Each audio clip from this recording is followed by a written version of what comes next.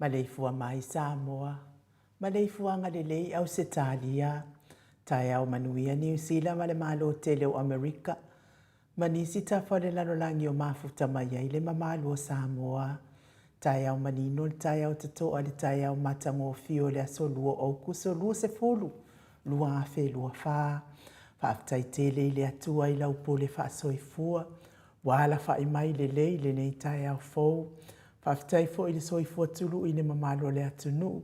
Mai se le malo si umwhai ai o na whaatino whaiva matiute e masani ai le mamalo o Samoa i aso taitasi. Le anganga whaaloalo e whaafeilua i atua i sunga i au na tofia le atua i so te whatatapua ai. Lau se sunga i le whaafeanga inga le maota Samoa o vi inga o le atua. Reven e sau a sora viena le anama le whaletua i a upulasi. Lau si sunga li toe ina li taitai o le ekalesia me tautisi Samoa so o whaatasi, Raven Sione tau leota. Pasta visita whelava i a mosa ma le whaletua i a vai tama soali i. Pasta solinga solofa ma le whaletua i a whaavae. Sunga li toe ina o le ekalesia la mo sa toe fuata ina, Raven tele tau sanga ma le whaletua i a matau aina. Senior pasta tau loli ma le whaletua i a Arieta. Pasta faatili matulino Samoa ma le whaletua. Pasta ia feta se kali ma le whaletua ia Susana. Raven awatama to whae ono ma le whaletua ia Katenari. Pasta saanga le tuila epa ma le whaletua ia whai upu. Le tina malolo man malo ia Julia Moli. Sunga le epikopo ia Sianava te vita ki o Sianava ma le whaletua.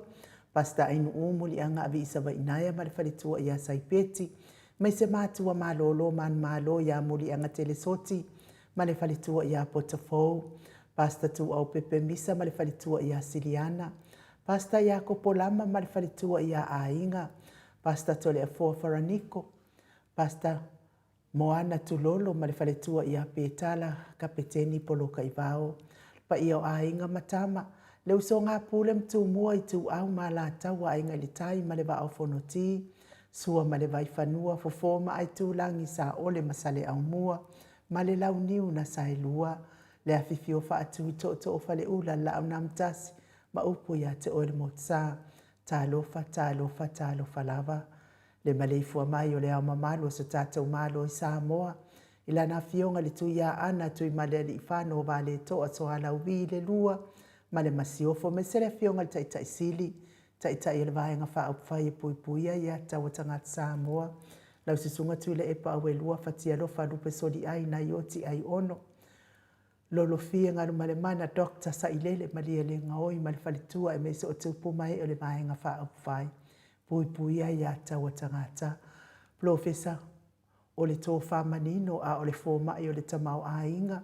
Dr. Afualu, luanga lau wha amoe tau loa manu wood sa lele tui toroba a male falitua. Ma lo le soifua manuia li nei tai au fōu. Whasala uta le ainga sa tunu mafono. Ma le Maleifua mai li nei tai au mātanga o fie. Fionga le sa o ia le ota suatele. Le fionga fo ia fui maono manu se ni tū fele ma le falitua ia sua Vivian Perfem tū fele.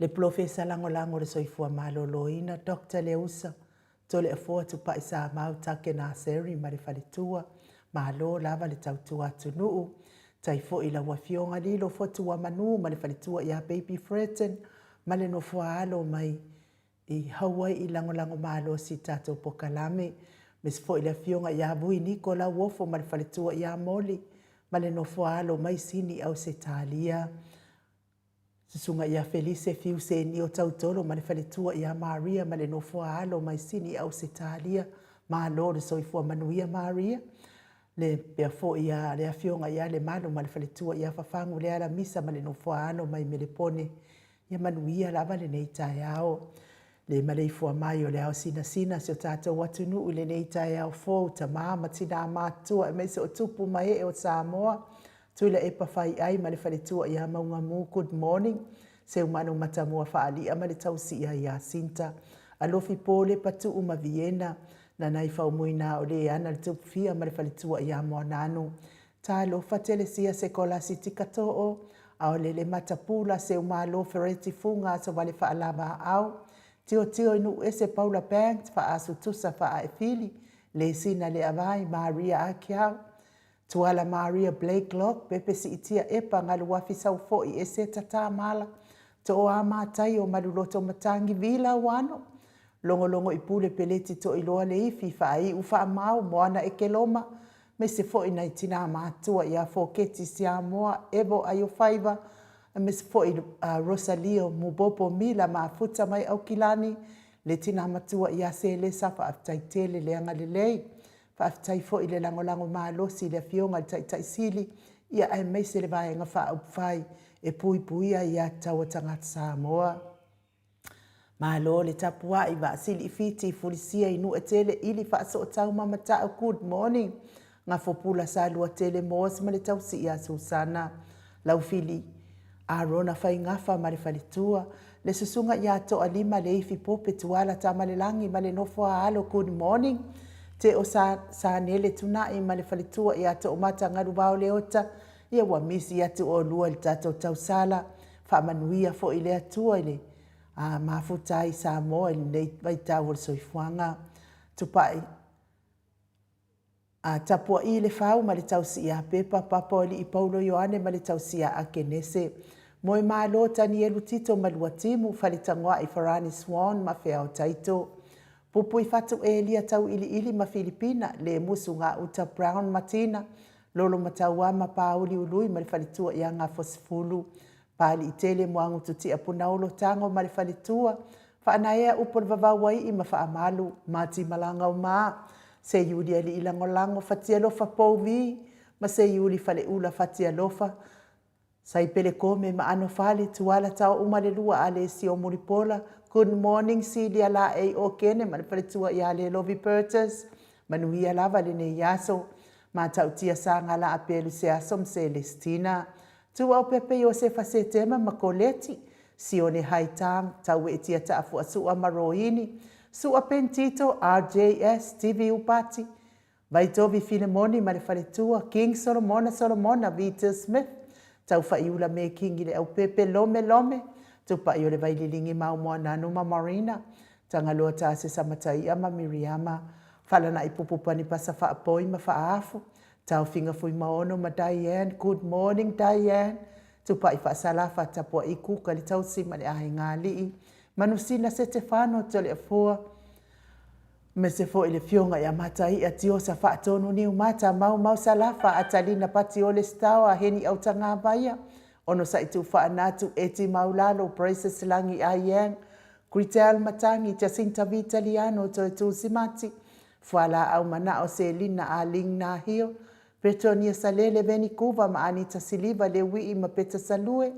Fina umoni muripola mose ma Maria Ulai, fono imoana langa aia pele sauma, le susunga ia kolisi le ota ma le faletua to sulu ngau ngā tau mati elive ma whaaumu, good morning whaaumu, Lucy pautalo se walunga ma maliu mai, Lucy po oa mai lo soifua ma lo loina.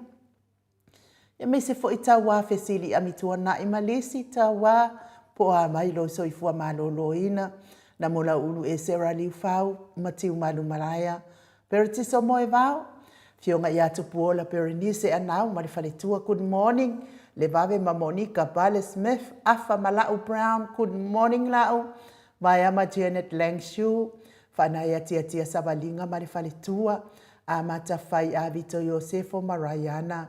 Moto sa ngale toe tu ma Anastasia Piwiva, good morning, lofi posi a moa pe ilua ma Rosita, matafeo ra Mota Hilton, faumuina po wesi tangi lima Matania, ni umanikau me valo ia pasui muri vai ma le tausi, me se le talenga ia le fau wau tu ua ngaseata, ma le faletua ia Lisa Solema Leipen, good morning Lisa, au atua Julia le ifi, sisunga ia taila faalua ma litasi, fautua le leio sia, Savila ma Jenny, good morning Jenny, ta te o fatia lofa semilona mainu oti, good morning, maina lepa Kate Jelson Kuka ma le faletua, faumuina se fosione ma Alabama, Mika Moripola ma Filomena, good morning mena, nganga eolo Tony Taleni ma le faletua ma lo lava le soifua maua nganga eolo, Papa Sama good morning, le talenga ya lupe soli ai wharupenga ma le tausi, ma soe loloane misa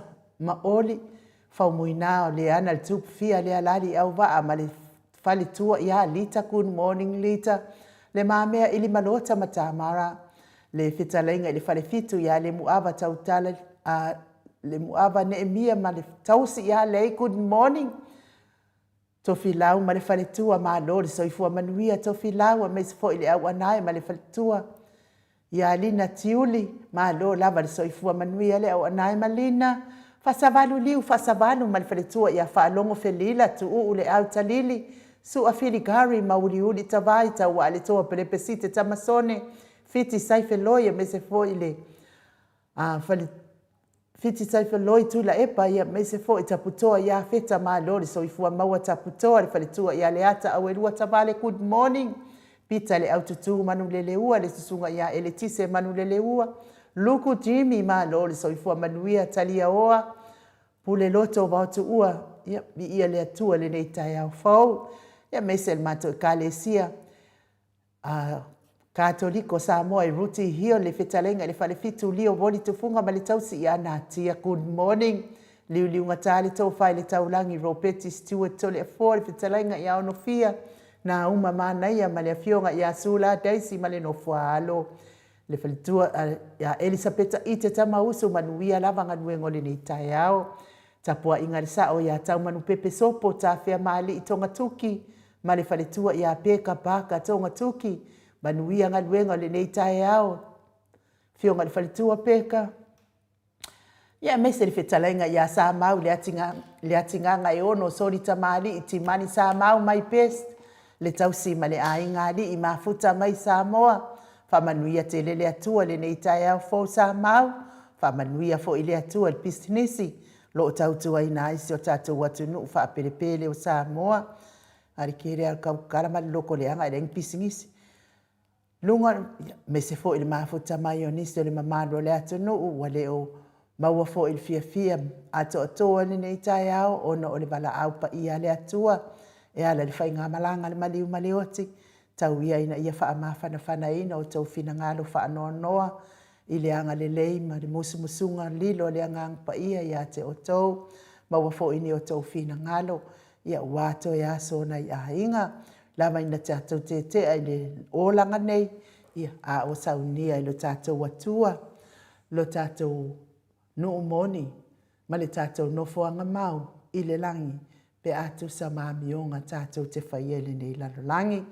Mafuta mai o le mātou apio fōlinga e mai se fō ilungo le YouTube ma lo whaaftai tusi mai le marabawa mua mai lava Kefilin ma ngele mawingoa whaaftai le mafuta mai ia whaamanuia fō i le atua le nei tai au fōu le sunga fō ia tupa i o le vaililingi whaasalafa tapo i kuka mafuta mai sangone i Samoa whaaftai tele le mafuta mai Willie Smith mafuta mai i Aukilani New Zealand whaaftai le mafuta mai tai fo i mo whamanianga ma le tapua inga tio le whaletua ia matai a tio sa whaatonu ni umata ia ele mamau atu lava ma le tatou ofisa o lo mafuta mai ai whaapia nā fo i whaletua ia Mary Tateo ma lo le soifua maua ia e me se fo i le tausi ia timu au waa whaaftai mafuta mai whaaftai fōi a moe le whaioso ia vi ia lava le ali i tātou toi wheiloa i fia Oli Star ia vi ia le atua whaaftai pia fōi kuresa whaletanga loa manuia lava lo aso Rin Siaosi ia wakuai fōi ingo mai le aso wharin ia whamanuia lava le atua i lo aso pia fōi pina tau ma lo lava le soifua manuia Willy Pula ia malo le soifua maua le nei tai au fōwha pia foi e vile Solomona le mafuta mai Aukilani New Zealand ma lo whaaftai le mafuta mau mai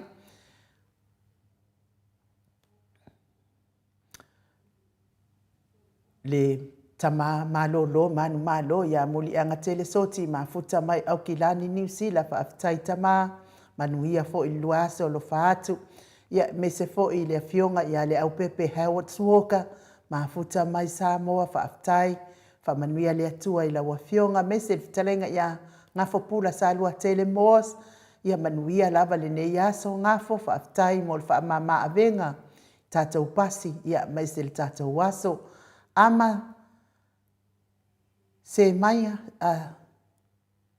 ama se manaia ia malo lava le soifua manuia le nei tai au fōu whaamanuia fo i le atua i lo waso whaaftai le mafuta mai ai me se fo i le fionga i atui whaasina broken tau wau hiro mafuta mai utai Amerika whaaftai tita tuala ia manuia lava lo waso me se le whalitua ia whaaumu tali elive whaaftai tele lava whaaumu mafuta mai whaamanuia fo i le atua mo o lua male fionga ia to sursulu Mike Timaloa whaaftai le mafuta mai me se fo i leu liu ma lo lava le soifua manuia ia mafuta mai fo i Amerika ma lo le soifua maua le nei tai au fōu manuia lo waso ma to o tusi leo mwhaina mafuta mai nei tai au fōu au le vi inga leo le atua tātou whelosipi whaatasi ai nei tai au mātanga o fie wa tātou aulia i le alofa ma le anga le leo le atua to o amātai o good morning.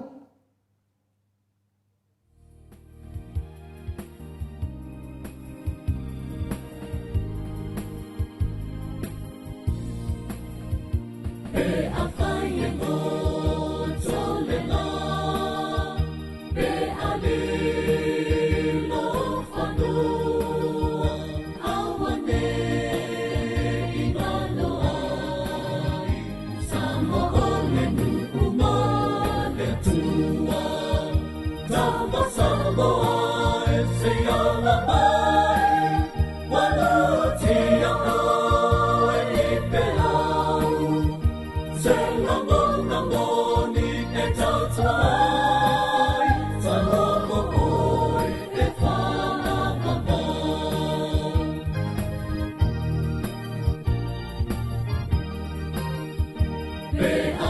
Sophia on the sun, in my time.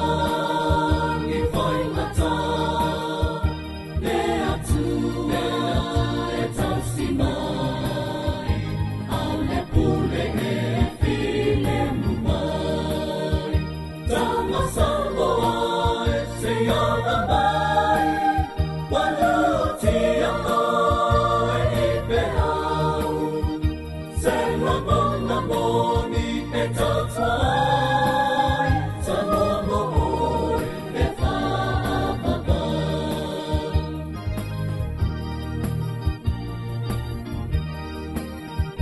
Pe alamatia aupo Pe anu lautofa Oi le tau tai lele Sau he au e te ai le nasese Tama Samoa e se iana mai Waluti ako e ipehau Se ramona moni e tautai Samoa mo'oi e whaapapa Tama Samoa e se iana mai Waluti ako e ipehau Se ramona moni e tautai Samoa mo'oi e whaapapa Samoa mo'oi e whaapapa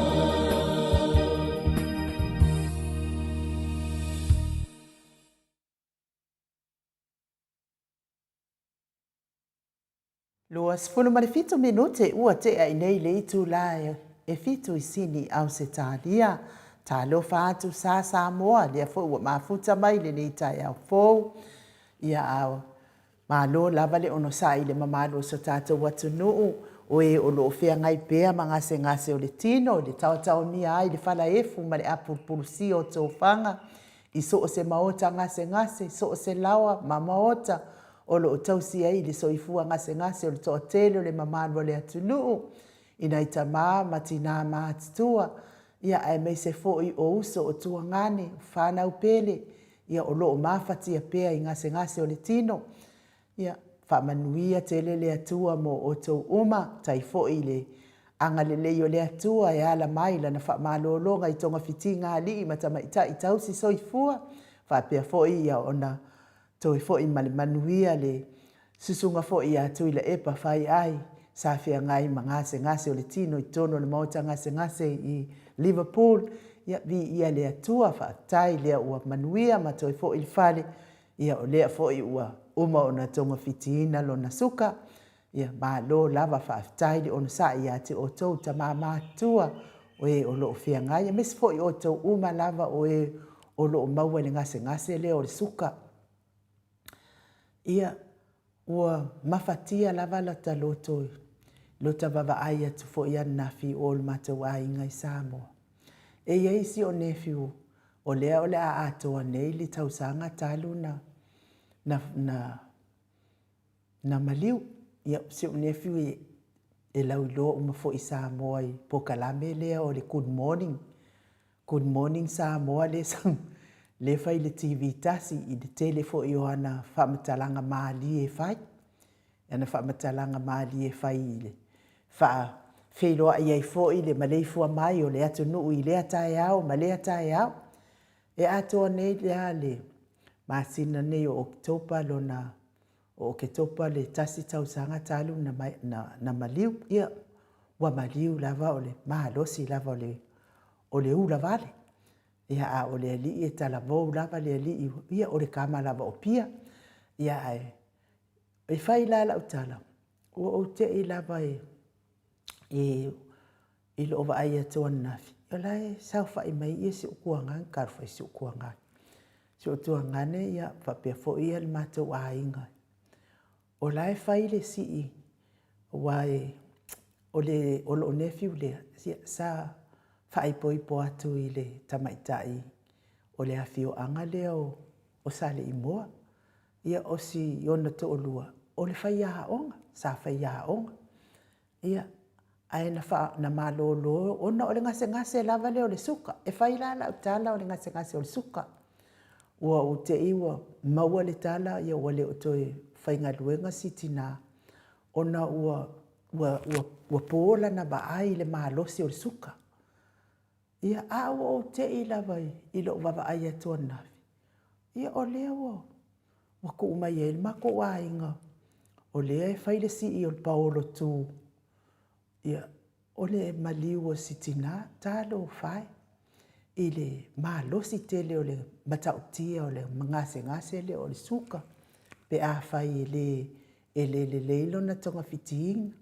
Ia ai mai se fo le tausia le o e ua mafa o e ua maua le ngase o le suka. O le mea la sa iai sitina sa whaamama le o lona toto. Baila le malosi tele o le mai. Ma le pō ai o le vaai al tina. Ia ma le ngata le pō le vaai. Ia aua whaamama fo I le toto. Ia mo o tau la ia e ngase le suka. Ia to anga yo e vaai fo mai. Aua lava le whaia ia I se whawhia poto. Ai vaai fo mai. Ia matausi le lei ia soifua malolo ina ia. Umi pea ni tatou mafuta nela langi ma mafuta ai ma ainga whanau o kaukonga. Ia talo whai fo I le onga fo I o lea ngase o le suka. Ia whamanuia lava le atua ia te o tau o e ua maualunga tele o tau suka. Ia tau mwhai kau mafa le masima ia. Vavea inga maangalongalo le suka ma le masima. Ia ai mei se lava tonga fiti ngali I matama ita I tau si soifua. Wala mai ai whaamalolonga le atua ia te o tau. Na uwalu fo ia uiana na fila ua fo ia appointment lea na ufa ia tua na usese le vai aso le na te enei. Kau le alu wala whaapea oisone. Whaapea fo mai a kua kule aso e sau ai. Ai le sau. Ai sau lisi aso. Ia uwalu fo ile anga. O aka lea. Awa o lisi tu le. O mai ngungu. Le au la vea le mai le o le ngungu. So sko inga ngungu fula. Ngungu mamafa. Ngungu mamafa ngungu feolona. Ia o lesi tu ia ese fo ia kumu o mai tu ia luai. Ia e whaatai lava ia lofo lea tu o lea lava ke malosi. Paule mea pe wa koe fula mai fo ia. Ia ngungu ai ona o le malulu. Ia le fo o toi pa ua le malulu. Ia ua whapena fo ina. Ia o ke ko anga hau i o te albe va ai fo mai. Ai paula le mea whaaleto. O ke le ko anga la e ingufua la au fo mai. A whaamakala mai ngei la a fianga o le. Ia ngā le lua lo ulu. O ke ko e alu fo i le si masinga. Ai le ilo fo mai. Ile ai mas fuala au inua. Au al tau te whaataitai mai fo ia tea. Ia ai tō anga o tau ia e o lo mai se lava ngase le o le suka. Le ai tele lava ina le angai ia va ai le malo le atunu. Ia whamanuia le atua ia te o tau tamati nā. O so tua ngane me se lava ina i whanau pele. Tau ia ina ia lango malu ina i le atua o ta o tonga ti ngā. Le awhionga ia pui niko la uofo. Whamanuia atu le atua le whianga ia i ngase o tino. Le tina ia seu malo fere tifunga mai Alaska. Whamanuia le atua tina. O anisi mea o tatoe o logo fatu. Ia sanga wha ato atoa i le atua lana wha malo longa. Mes fo ina i mātua ia futi alo lo tēna whale ono ma le whale tua ia wha amosu.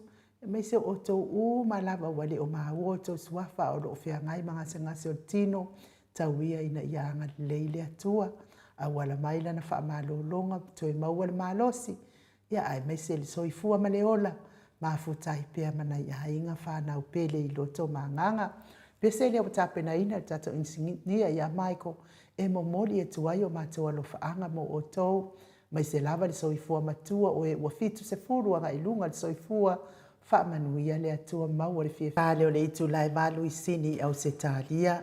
Le vi inga o le atua na tapena ina i le sunga i le whawhiangainga ia pasta maluia Samuelu. Mai le afio anga o fasto tai.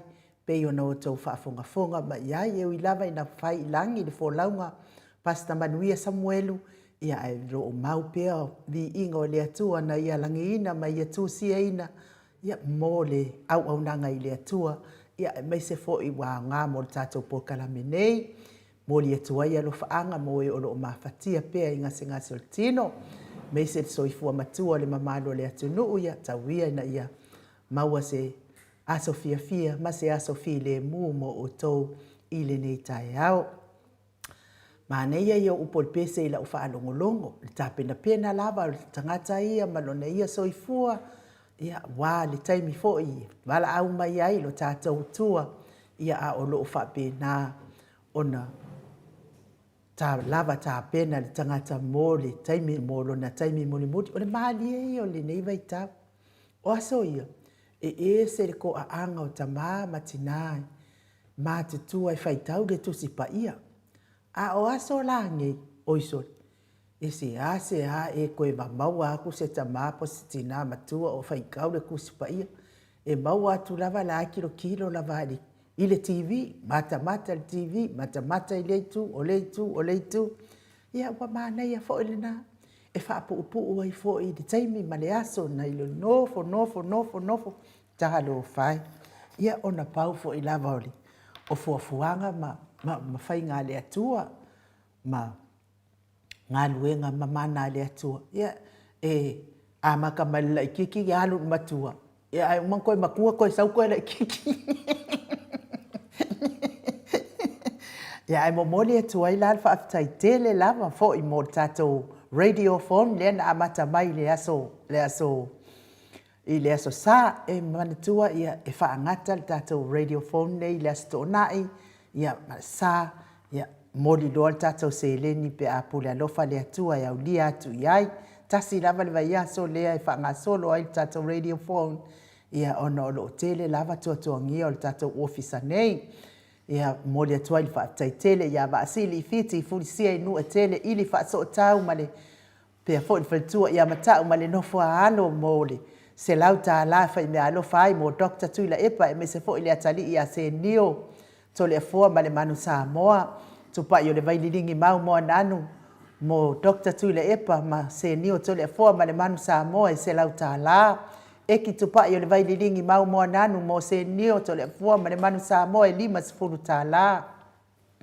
Costa tupa i le vaililingi mau moa nanu mo se nio to le fua ma le manu Samoa e 5 tā la Sam tupa i le vaililingi mau moa nanu mo se nio to le fua ma le manu Samoa e 5 tā la pe na fo i alitiana le mana mo se nio to le fua ma le manu Samoa e se lau tā la na tano le mana mo se nio to le fua ma le manu Samoa e se lau tā la pe fo i ele dais mumuta le mana mo se nio to le fua ma le manu Samoa e se lau tā la Jennifer Avana to le fua mo se nio to le fua ma le manu Samoa e se lau tā la me se fo i tēna vi to le fua mo se nio to le fua ma le manu Samoa e se lau tā la Aida to le fua mo se nio to le fua ma le manu Samoa e se lau tā la pe fo i nganga e olo toni tā leni mo Dr. Tuila Epa ma se nio to le fua ma le manu Samoa e tasi le afe tā la to o a mātai o mo Dr. Tuila Epa ma se nio to le fua ma le manu Samoa e se lau tā la Entro ono fia mānaia mo se nio to le fua ma le manu Samoa e se lau tā la Foi vao ese ono fia mānaia mo se nio to le fua ma le manu Samoa e se lau tā la Sai a ono fia na uma mānaia mo se nio to le fua ma le manu Samoa e se lau tā la Na uma ono fia na uma mānaia mo se nio to le fua ma le manu Samoa e se lau tā la Tonga tuki ono fia na uma mānaia mo se nio to le fua ma le manu Samoa e se lau tā la Liu ngatali tau whai le taulangi Ropeti Stewart to le fua mo se nio to le fua ma le manu Samoa e se lau tā la Mary Wenspa Michael Estete New Zealand mo Dr. Tuila Epa ma se nio to le fua ma le manu Samoa e 5 tā la wha apea fo e Luca Wenspa Michael Estete mo Dr. Tuila Epa ma se nio to le fua ma le manu Samoa e 5 tā la Marcus Wonspa mai Christete mo se nio to le fua ma Dr. Tuila Epa ma le manu Samoa e 5 tā la to alima le ifi pope tuala tama le langi ma le nofua alo mo se nio to le fua ma Dr. Tuila Epa ma le manu Samoa e se lau tā la pe fo i loi sangato mo papa stui Dr. Tuila Epa ma le manu Samoa e 2 se lau tā la fa aftai tele lava loi sangato fale tangoa i Farani Swan mo se nio to le fua ma Dr. Tuila Epa ma le manu Samoa e se lau tā la Samaria nga le mai sini mo Dr. Tuile Epa ma le manu Samoa i se lau tāla. Tio inu ese Paula Banks mo se ni o tole afoa ma Dr. Tuile Epa ma le manu Samoa i se lau tāla. Mau salafa mo Dr. Tuile Epa ma se ni o tole afoa ma le manu Samoa e se lau tāla. Pea fo i Ross Tuile tufunga mo Dr. Tuile Epa Papa Stui e se lau tāla. Talainga ia ngafo pula sa halua tele moos mo Dr. Tuile Epa ma le manu Samoa e se lau tāla. Pea fo i le au anai ma le faletua ia alina tiuli mo Dr. Tuile Epa ma se ni o tole afoa ma le manu Samoa se lau 50 tāla. Manusina se Stefano ma le faletua mo se ni o tole afoa ma Dr. Tuile Epa ma le manu Samoa e lua se lau tāla. Le malu le ana misa. Ma le faletua ia fafangu mo Dr. Tuile Epa ma le atali ia se ni o tole afoa ma le manu Samoa e lua se lau tāla. Mai se fo i vai au ma bawe lese mo Papa Stui Dr. Tuile Epa e lua se lau tāla.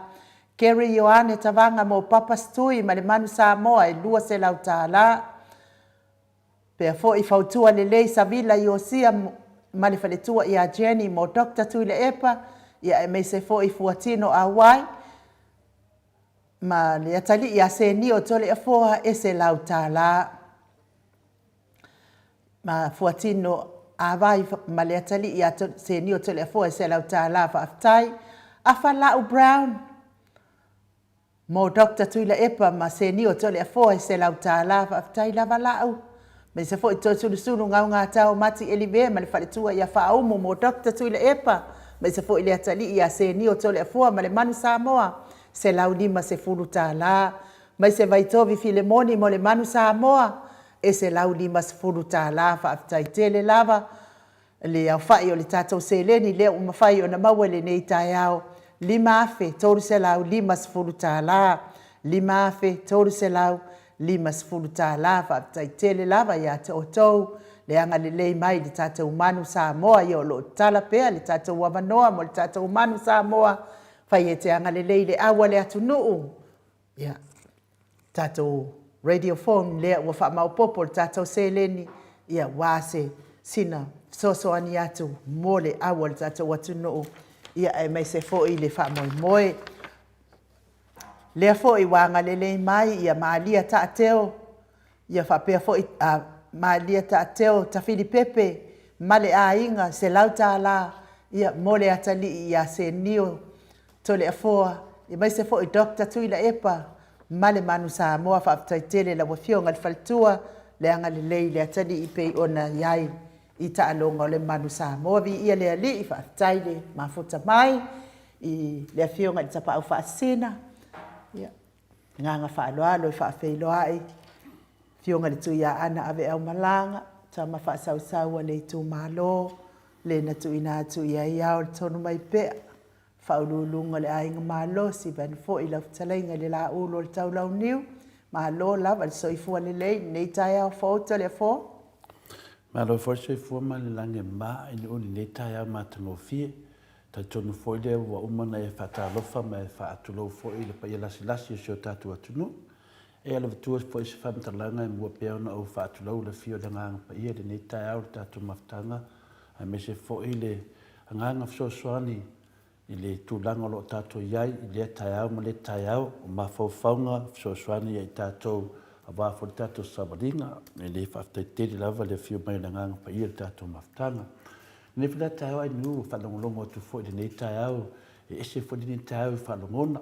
Tau fili nei lo whapenano sue le fono le ta fono tele le palemene po le fono fo i le tato o tunu upe i la masani ai. Ia o te taritonu fo i o tu langa lama wa lava i le whaasua soina i o le tamao ainga. Ia wa fo i le tu langa lo yesi o tato o tunu pe te o Samoa. Ne rea tau fo i pe o masani ai whitato i tau umalava i nu. E fou lava ma matangofie le langanga o le atua i le tai au ma le tai au. Le foi wa ala whai mai foi ma le fia whanongolongo tu foi e foi nisi wa a mia le atua. Ia tātou whapena lava no tātou tāpo ia o lato whainga malanga. Tātou lava tateo lava ni nuu le tasi. Pea tutupu mai me whapenei wa tiliena tupu le tātou whaatuatua. Ma ro soifua malane mai no? Ia, tātou tau whai whaamalo le soif i le alofa ma le anga le leo le atua to le foa. Ia, lea ua i tau mai, lea ua tele na umatu fo i le amtanga tātou po kalame pe ona masani ai, mais fo i le whaapeiloa i whaaloalo le Maleifua mai.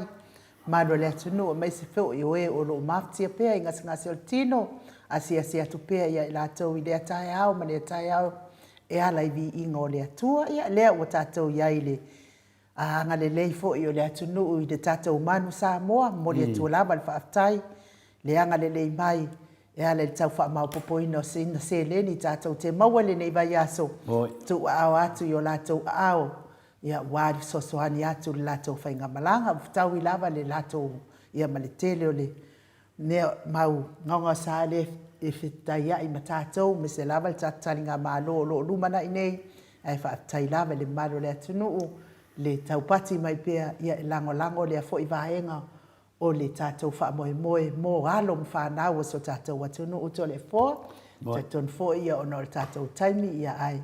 Manuia lava le mālu tai au to le fo? Whaftai lava i nuu mo le amanoa, whapenao na whatau nuu ai fo i nei vaenga tāua o le tātou maftanga whaipea, ke alofa ma le anga leo le atua, lea o nei la tai au o te toe whaafeiloai, ma ofo alofa atu le fio na ngāng pa ia, le tātou maftanga, ia me se foi le Maleifua mai, le soifua maua ma le langi ma maina, ia te o tau lelo fatu noa ma le manuia mai le atua lo tātou tamā, a toa ma le alii o Yesu Kiriso, lo tātou alii ma lo tātou whaola. O le tātou tusi whaitau, ua mau mai le tusi o whata oto e lua su ma le fitu, whaitau ina le whai mua whaangata mai le whai upe wha, whamalmole ainu. Awa e te mita i le aso tai au. Awa e te le iloa se me tupu a tai au. Ia vi ia oe le tangata ese, a e le o lo lava ngutu. Ia vi ia e se tasi, a e le o lava lau ngutu. E mamafa le maa, e mamafa fo i le one. A o le ita o le vale, e sili o na mamafa lea ia i mea ia e lua. O le lotoa, o le sauanga lea, o le ita, o le tawhianga lea, a o ai se tu i luma o le... A o ai se tu i luma o le fua. Whamalen usi e te whonga mai lawa le whai upe wha, whamalmole. O le lotoa, o le sauanga lea, o le ita, o le tawhianga lea, a o ai se tu i luma o le fua. O le upuli nā le tua mo i tātou ni nei tai au. Whamangia le tua i lana upu. Ua whiriwhiria le whai upu e whā. E mō mai ai se tu whaanga mo tātou ni nei tai au. Mai lana whionga. O le lotoa, o le sauanga lea, o le ita, o le tawhianga lea. A o ai se tu i luma o le fuā. E tonu mea ia e a mai o le lotoa o le sauanga lea. O le ita o le tawhianga lea. A o ai se tu i luma o le fuā. Ia. Mea tātou vai te imi tu atua tele o le au tangata loto fuā. Ona iei le se langona e whaapeona tu whatasia, e whau vai se langona mā neia, mai le whionga pa ia le atua, whaapena anu uru whale tu tonu o tātou loto i le nei aso. Se tamaftanga whaale anganga i a tātou mano losi e me tātou savavali, whaale anganga i aso uma. O le matua la, sui le fuā i le alofa. Sui le fuā i le alofa. Ia pe whawhai ngofie foi. Sui le loto leanga i le alofa. Sui le fuā i le alofa. Pe sui foi le loto leanga i le alofa whawhai ngofie. Heina i loa le fuā le tātou te tala noa ai. E whape whea na sui le fuā i le alofa. Pe whape whea foi na sui le loto leanga i le alofa. O te le loa pe whai ngofie le tali pe whinga tā. A le langona lava ia, o le tau atu lea ma whaelo atu i lea tua lo fuā ma lo loto leanga. Ma ole atu ia te ia, efesosoani atu ia te oe, e whaato i lalo ia langona. Tātou uma lava. Peo se mawhawhaunga lata mai le nā, efesosoani e mo tātou fesili nei tae au. Whaila se tala whaataitai. Whai se tala whaataitai. Peila o le fionga le teitai sili a Dr. Tule Epa whai ma whaatita inga o le tātou whaasoa whaanganga nei tae au. O Dr. Tule Epa o se tangata poto, o se tangata tamai, o se tangata wa iai le sila fia le tamau ainga. O iai lona sila fia i le tula hafono. O whapena o na whaamawina lona tangata o se tangata a tamai. Ma se tangata poto. Wai longa o ngā luenga le lei. Ma ona taita inga le lei te tono Samoa. Wa luas fun mai toru tausanga. Wa vea ia ma taitai te tono le tātou watunu ele te whinga pale mia. Au fast furu tausanga al vanga whaafai. Peye maina le Dr. Tule Epa e whai ma whaataita inga. Ia mau ai le tani o tātou fasili ni nei tae au. Peila tūlanga pēno tātou taranoa ai. I le whionga ia Dr. Tula Epa, na moli mawina se tasio ta mā mai sa la whai. Whameli nei ta mā, o Dr. Tula Epa o le mea lofa le atua ia Samoa. Mana tua tātou I manatu ia a le tunu o se tasi o ta māmatua mai moto sa la whai. O Dr. Tule Epa o le mea lofa le atua ia Samoa. O mea umai whai e Dr. Tule Epa o mea le lei, ma mea matango fie, ma mea sa sao, ma mea mi o tonu. E tausi ai le tātou watunu. Ai le mawhai euna vesea le loto leanga ma le fuwao tangata o le whainga malo le fasa ia te ia. Pe wo mai le tala lea, le whai ma tala whaata i tai.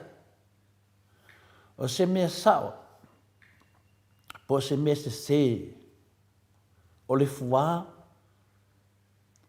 se mea sao po se mea se le ne mea o le fuwao.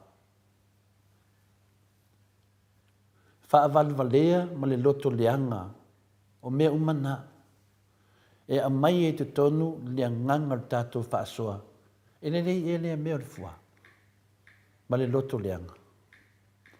Ma le loto leanga whaavalvalea. Lea o tātou mai ei, lea whionga le taitasi le Dr. Tule Epa, e whai ma whaataita inga, wa le mene alo o tau lunga ia sa mo le te mine. Mo le mea le fua, ma le loto leanga. Ia te loa le vana maua lau tari. Tato te loa le nei ia le tari whai ngō fie. Ai ala se tari ma le whionga pa ia le atua.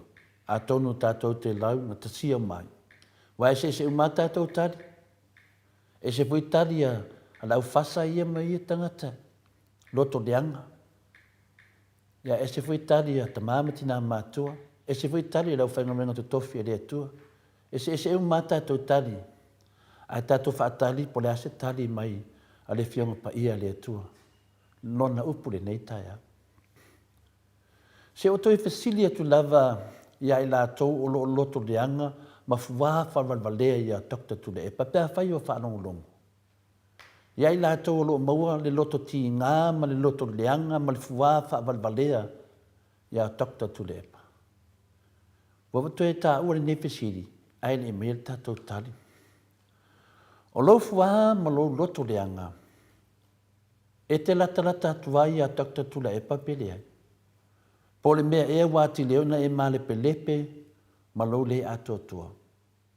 O le mea ea o le tau fua ma le tau loto leanga i a Dr. Tula Epa. Wa ve ma wala to te lata tuai a te ia po le mea e wati lento male pelepe. Pe e te oli ai ma e fia I mele lei ua whai a Dr. Tula Epa I le atunu, o wātili ai lau le fia ma lau tinga. Le ane sao. Le ade sa o le mele o tupu. O te tali tonu, o mawhauwhaunga whaalililo ina tupu se me leanga i atu le epa. O langona na, wa sa sao le loto leanga ma le loto vale. Maleifua, le ewa whai ei whauwhaunga whaalililo, le tato te loa i le meua tupu i le keisa Samuelu, ma le lato whauwhaunga whaalililo lo whaatari le whamsinonga. Whauwhaunga e maua mai le fua ma le loto leanga. Le tato te whaatalitali mai le nei whamsinonga, ua to e tolo. Ono lea, o le loto fua ma le loto leanga, ma whauwhaunga leanga. O te manatua ua e lua ina umatali. O le ala tali ma le whiunga pa ia le atua. Le ai se me le lei e maua mai i le loto leanga. E le ai se me le lei e maua mai le loto leanga. Maua o le loto leanga e le ai se me le lei e maua mai ai. O le mea sili a tonu ua na o le loto leanga e maua ai. A le mea sili o na leanga e mawhai o na wha leanga i nai o tātou mawhtanga wha leanganga. O ai te tonu e karesia wa whai na nei mea o le loto leanga. Se tonu o nuu, so se mea lava. Ana wha apea lava na loto leanga o mana ia na. A whau lave, wa whai na tuai ma le tātou tū wha leanganga. Ma wha leanga ai e tātou mawhtanga wha leanganga. O se vaenga tele o le nei whawhita o le fuā ma le loto leanga, e sia o na tupu na ona ia. Ana wha apea lava e tupu ana loto leanga, alua leanga o ia. E sia ma whai. O le loto leanga, e na te au mai e le tele le ano noa i o le mauang sala. O le whalavelave le na. E le tu to tasi le loto leanga. E fele. Leanga mea na sili ona matautia mo le mea o le fuā ma le loto leanga. E na te au mai le ano noa i o hangasala. O hangasala. O hangasala ia o le ita. O le mata pea. O le fau leanga. O le loto ti ngā. Ma isi mauang sala, e umane yaso lau. E a mai ne mea loto leanga. Mai mabeth whapem whai antu tō tasi ngā na ia. E se le matautia o le loto leanga ma le fuā. E le tio lava a tali mai le whiunga pa ia le atua i le tusi o whata oto le ntato whai tau ai. E sa wā le ita, mai matua lofi tu ina le ita, au ai e se na te mawhaia o na tū i luma o le fuā. Nanga winga o se matua i mea maa losi ia le nei mea loto leanga ma le fuā. O ai ma whaina tū wai luma. Ni anau wha manino le nei tai au. Mai le whiunga pa ia le atua o le lotoa, o le sauanga lea, o le ita, o le tawhianga lea, a o ai se tū i luma o le fuā. E whape whiona tatou manu mālo ni nei mea o le fuā ma le loto leanga.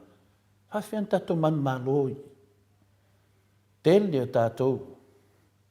tātou, o pāu whaia inga, e le fuā ma le loto leanga. E whawhiona tatou manu mālo mai ai. E whapewhea o na tātou tauni maina le nei whawhita auli wa tupu mai. O le mea mua, tau, watu ma le whaamaoni le atua, ma o le atu ia tia, e wsosoani mai ai tātou, ia fō ia nei langona loto leanga. E le ngata i lea, o leo le atu i le atua e wsosoani atu. Ia te oe, ma tātou uma, i le tauli maina, ma le whaafoeina le nei whaafita auli lo loto e ona tātou wo iai. E pei ona whaamanu ali ai o le whaamawalunga o le mata pea. O lo tau tino mai se tasi o tū la fono e se fulu, aua e te manao i se mea a lou tua oi. E soto dos furun whai pa suma le fitu. Nā e apo ai mai le whiunga pa ia le atua i lana upu. Aua e te manao i se mea a lou tua oi. O aia mea. O le ki la o whawhita auli, o lo wa ai atu ia Dr. Tule Epa i a wala o lo sila mai ai le atua i e te ia. Wa vai le leia i ngā ruenga ma mea umana wana whai, mai le leititi, O le nei tamali. Dr. Tule Epa. E o mani teimi. Tātou wawa ai i le wawa ai le atua i ate ia. E alofa le atua i a tātou umalafa. E le na o Dr. Tule Epa. Tātou umalafa. E alofa le atua i tātou umalafa. Mana maliu Yesu mo tātou umalafa. E le maliu Yesu mo se tangata stoa tasi. Tātou mana maliu Yesu. E whapena foi e alofa le atua i a tātou umalafa. Whaftai le atua mo Dr. Tule Epa. Ma o le atu ia te ia e fsoswani mai ai tātou. I tātou mawale le lofa. Ma tātou waru lofa ai. E peo na lofa ke riso. Ma whaasa o loto i tātou. I le lofa, i le ese tua oi. Ma lana lofa tu noa mo i tātou. I whape nana whi liu li wai. I le wha lave ma le mea o tupu mai ma le wha whita auri. Lewa tali le whionga pa ia le atua mo i tātou ne taia. E alofa le atua i a tātou uma. Mana maliu Yesu mo tātou uma lava. Tātou whaftai le atua i le nei tangata o Dr. Tule Epa. Ma tātou wole atu i le atua e fsoswani mai ai tātou. Ia tātou wara lofa pea. Ia te ia peo na whaia ke riso Yesu. I le aise lofa. E tusa ma le lofa o tātou li whaola. Le lofa tu noa lea le atua. Whapena na whaola hola pe te tonu ia i tātou taito tasi. E whesosoani ei le tātou savalinga wa tele nei me whawhita auli. Wa whaina toi ma le tātou i tū whareanganga ono le tātou le mata alia. Ia o le wheau le nā mo i tātou le netai au. Meia le netala e whaatupu manatu ma whaolola i le whawhita auli wa tupu mai si o tātou watu nuu le teimi nei o le fuā ma le loto leanga. Whaftai anu mo le manua. Malo, tai lau fionga le tapa au whaasina to le foa mo le malu tai au nei tai au. Ie na ia maupea lo malo si a wal whaawawina o le malu tai au mo le whaafunga mai o le malu le atunu. Whaftai fo i le ali ila na upu. Soasoani pea ia tātou ma le tātou savalinga me se lava le mea le o le ita. Mafa tele le ita pea o na ita to tele o tātou. Aita, whamele tuspa ia awale anga salai. Ia whamanuia lea tua lau whaafonga le upo le ali i nei tai au. Pese lea o tapedaina e tato insinia ia Michael, momoli atua iu mātou lo whaanga nei tai au. Masalani e le fiong pa ia lea tua.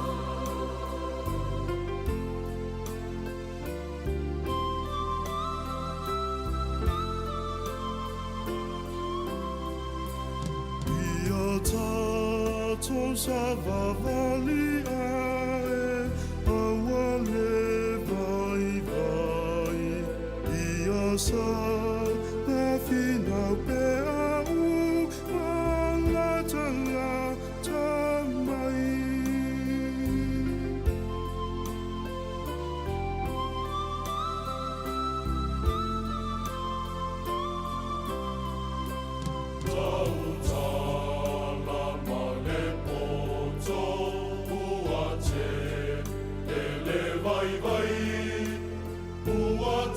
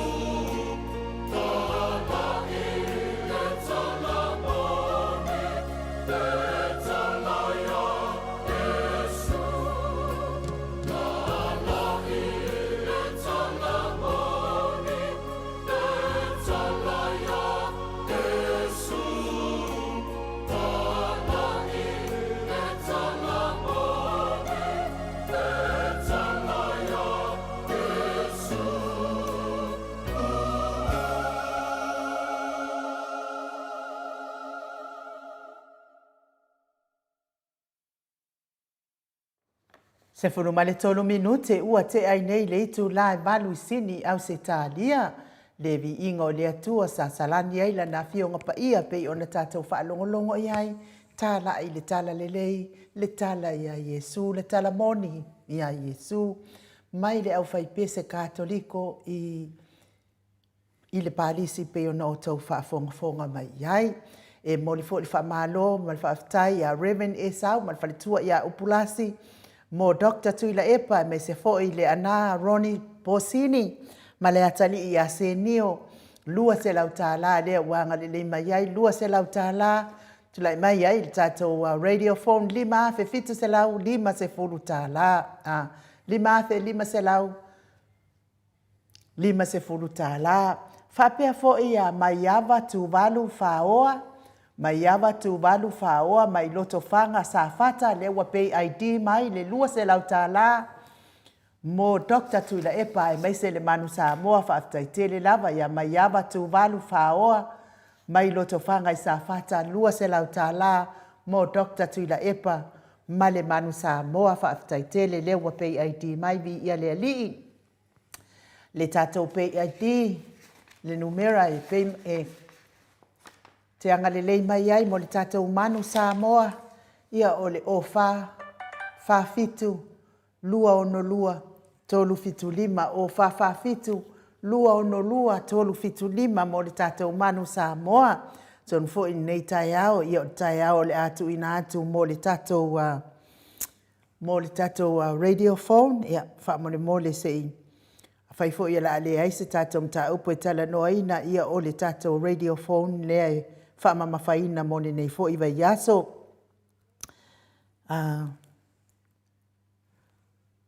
fa mole lava pina Filipina ia se sele numera le na utu se sele numera le na utu atua Filipina o le lopo ia le numera le ia ai se uma to tu si atu le numera le au fa fonga mai Filipina awal tongi mai le me sele numera le no batua o whaafonga mai tātou pay ID o le o whaafitu lua ono lua tolu fitu lima o whaafitu lua ono lua tolu fitu lima ia o le numera nai tongi mai ai le tātou whaamoe mo le nei tai au whaatai fo i a Filipina le whalitua i a Filipina le fo i wanga le mai mo le tātou manu mo le atali i a senio e se ni o tole foa ia me se foa ile ia Dr. Tuila Epa ma le tātou manu Samoa i se lautala le whalitua ia Filipina le wanga le mai mo le atali ia se ni o tole foa whaapea foa ia Dr. Tuila Epa ma le manu Samoa i se lautala le watula i mai le tātou whaamoe le nei tai au lima afe valu se lautala valu se lau lima se fulu tālā, lima ape valu se lau lima se fulu tālā, whaatai lava i le malo le tātou atunuu, le anga le mai le tātou manu Samoa, ia. Tu sa lava pele o Yeiso walo ta alo le manu Samoa, au le au le tātou atunuu, o alo mawhana malava tangata Samoa, se iwa ngana lava le tangata wa whaaoa i le tālo na whina. Wa whaaoa i le tāle ali le lalo langi lo na whina ngano. Ia ona le fia manao lea e donate mo le manu Samoa, pe fōa i manu Samoa. Whaafitai lava ia mai tovi mai New Zealand lea anga le lei mai tātou a wha moe whapea fo i tau susurunga o ngā tau mai Brisbane, awha malao mai Brisbane. Ia, me se fo i Gary Ioane tāwanga mai mei Aukilani New Zealand, whaafitai pa ia uma mai mai Melbourne. Ia whaafitai lava le anga le lei mai, whapea fo i ale malu, mawhawhangu le ala misa mai Melbourne. Ia tau tele lava o tau ia anga le lei mamao mai tātou manu Samoa. Ia whamanuia lava pia fo ia loisa ngato mo papastui mai Aukilani New Zealand, whaafitai lava le anga lei mai tātou. Ia me se fo ina ialo ia o le awonspa mai oi. I kala estete i New Zealand, ia me se fo ina fionga ia teo inu ese Paula Pants, whaafitai lava le tau anga lei mai i le tātou radiophone, pe o na tau mawhai atu mōli neiva ia so atoa telefone. E me se fo ia whaumu ma elebe. Ia, whaumu, toi surusuru ngau ngā tau, ma whantua ia whaumu elebe mai i Queenselani, ia whaafitai lea utau no mai lea umana whonga atu tau wanga le mo tātou au telefone. Ia, me se fo i lewa tau no mai ain u le laulau, le fionga ia matua soli ia whamsanga Rico. Ia tātou i loa fo ia tasi fo i nei o minsta sa ia tātou ia lewa awai mai wha moe ia le afionga fo ia whamsanga Rico lo whapena ona au mawai nei Australia i tūlanga fo i wha pisinisi ia ai le ngata i lea i le umalava le anga le leima le anga alofa fia fio mai fo ina na fionga ia e whapenan whaatasi mai ia lewa puk mai lana laulau o lewa tau no mai le se leni e lua awheta la ainu. Tai lava i lau fionga i le sa avea matofi o tātou i tū malo. Mai mau pēna whaapelto te leo isi lātou ia le whalotolotolua. O wale whalotolotolua e le toi maua se awanoa tātou te whaatasi ai mo le fionga le teitasi le tokta tule epa. Ia se awanoa le leile e te whaafetai ai me le tele o tausanga sa e ngā lua i lalo le teita inga le toi ina. Pei lala fionga le ia awhamsanga Rico. Ia e ulewa na talavou le nei fwai minsta whai matofi le tātua tunu. Ia alo ngā lua i lawa i le ngata ngā lua i Samoa. Ia o whapena fwai na whatapula ia whaamanianga le atua ia ala i me tau pai pisinisi. Na ia maua lo le tātou whaasalaunga lunga le ea. Ia miri mai loma mai lana laulau. Pata i tele lau whionga na tua soa li. Whamanuia le atua i tūlanga umalo e whengai ai.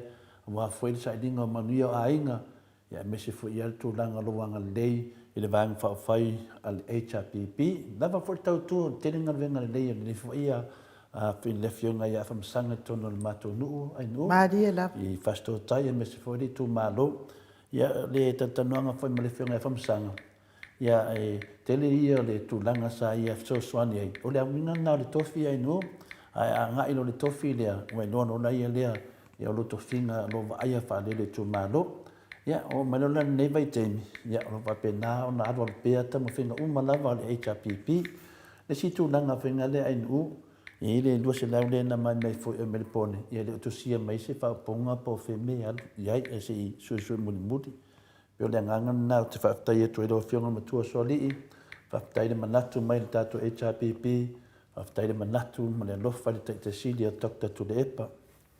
Ia tasi nao tu langa whina lea ain u tato iai le. Le si mea whina le inu whalongo ai. Wam tusi me se tangata ia tia. Whamatana mai le tamai tai le se tasi o tamai tusi tala tato i Samoa. Le na te whaia mai whamatananga pepelo, ma le pepelo, ma whaaloa tau al tato anu.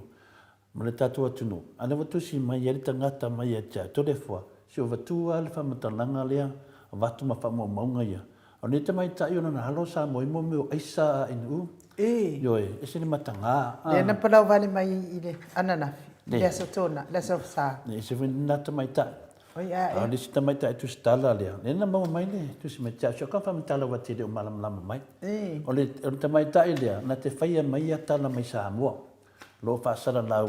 Ma le tele o te mi vina te fai famtalanga pe pelo ma se ai meselo na whaawinganga whaawinganga o le tele o mea pe e o whatatal noa tangata o na maile le tua whau e lato pe pelo e whamatala mai le maro le tunu ai ne moa o lana alo e moa e moa eisa o le mea le sinunga inkalesi ai o le mai whamatalanga o le matua te lea o le whale tonu iai a o mea na te whaia matua le anga mo le tunu ai nu ia pere mena le lau su ea le wala lea e wai o e tutuila ta mo whainga o le tamaitai lea se o su ea le lei a me le lei wha amaramlama pese me le lei le lato mea le lato te whaia mo me whamtananga se ina i le tunu e whailan po kala me le na tau tara le so sa lo te whata tari pe tari mai langa le ave li poti wa me nei ana fa peni tala sa o mani me le lei e le lei o me se ma me pe pelo lato te whamtala ina e me se lava le lato tua inga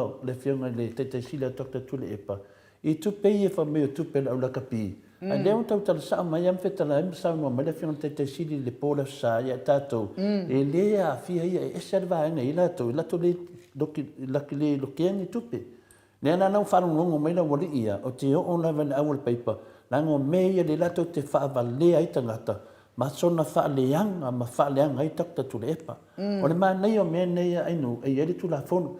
O la wali ina ia le lato te whaasara lau i lalo mo meo radio community whina ale tunu. E whaasa mea ia no lato whaaleanga i tangata whaapea. Ai mese pe ale aini lato whaamaumaunga.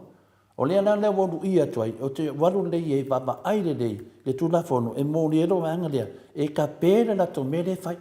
Yoe, le mena na le te whataritari e li poki mai se si.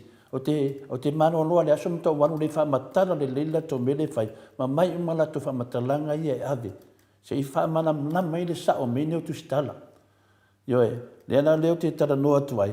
Ese ama meo le poto ma le atamai. Ese mo le malo valea. Yo tu langana ia fina lea. Ainu, ese ama le malo valea. Ai whataritari mai o atu tole e fua. Tātou whaamana po le are sa o to me le whailunga e tuu mai le atunu Australia wanoa e a wālawa ni mea taratara noa atu i le community i mea whina uru.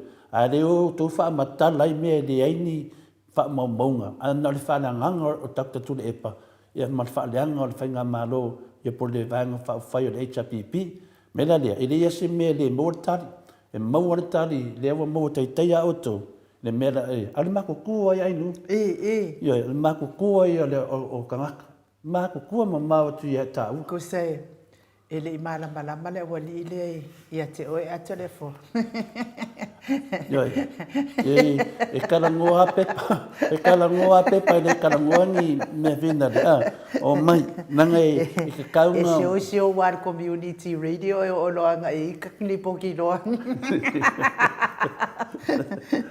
ele ai lava se mea o ia i pe ana whaapea o lai moni ma wha mao ni telefo teletono le whaadua lea po le whaatolu na e whisiringia i le whionga i taita i sili i mea lava nei tau na kapi wa uma fo i ona whaamatala le ngata fo i lea telefo a wa uma fo i ona au mai e toi ina lana whaamatalanga ai se mea so se mea sa o whaia i le malo SSC e tatau ona o tau mōlia ia u whaamasino o mai loa e avea ia wa umalina e le eise mea koe au ngangi koe inga se mea se tasi umalina ngani e le ai se afa mea umalina le ai a lea lava e koso lava le pepelo to le foa te talitonu o le tūlanga na la o ia awa lava nge mimika le reiki o lea awa le mimika awa le sanga mimita foi Leanga e se a Australia e se ngiusina a whainga li poki mua bua e ngiska ngaka ele i tupu se mea a walange e mga whakauwaa mai ale le kiol mo te Samoa vi ingo le atua. Kasi ale li poki ngā le kiole ale mo te Samoa vi ingo le atua ai e le toia i le pōdale. Ngā ngā fwoi le kio. Pe o tu langa nai no. E le fai no tu ua. Wa leva tena faile mi o la wali ia. Leva tena faile la tu le mi ngao ma le whaalo alo. Ia, le leo te le meo te fia tala noa. Se itali mai se itala whatata noa wātu whafunga anga le mamaro le tunu. Mana tu lava. A ka vili o ngera kangaka. Ngale na unga lava le ai kupe, o kupe lakapi, o kupe tsunami. A nei mea lava inu. Wa o mana kiria ma finale ma whamasinoina wa foi. Neu tato lama o sa whai sa moa i to tonu o le sa whainga la kapia lau langi. Nene e leanga misifiki e maua sa moa. Tano mai ai i le tūnai mai. Lele leia le whawhainga e whina le whiunga ia whale mawainga vinci. Lele tana no so e le whiunga le a Dr. Tulepa. O le mele wa tūnai mai ai nu. O nisi a wali ia sa ta alo lalo le manu sa moa. Leila i se wali ia le tō whalo te vai e tuei. Ia o lela se whaia tala o whamatalanga. O le tangata na te whaaleanga ina le au Samoa, wa nofo ai ma whaaleanga lona ainga. Ma whaaleanga lona ainga, ma lona si o manga. O le mea monia ma le whamahoni, o le awa le manu Samoa, o le awa le atunu. Ia, e le se awa se ainga, e le se awa se tangata stoa tasi. O le awa le atunu e au umai lava tātou. Ioe, a le leia le fina le taalo o le alo ma le whanau le tunu. E anga waa e taalo mo tato au. Al mele wa tupu nei. E latu le tamaiti tonu. E le ilo se sipu ai lea. Ai ratu le tonu au le tunu. Le sau no soa ia le whiunga te sili a Dr. Tulepa. E sili atu na tau ta ua oe. Pa e ta alo te tonu o le au le manu Samoa. Ai abe ta alo i atunu mamawa ia Britania, ma Falangi ia. E lena mai nei le whaamana mula maina. O lana ngai loa o tō le lalulangi, o le au o le manu Samoa.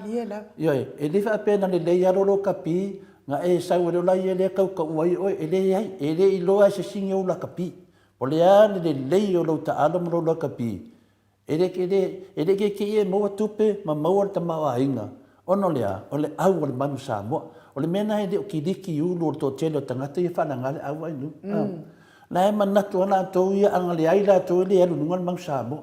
La e manatu ana atou ia.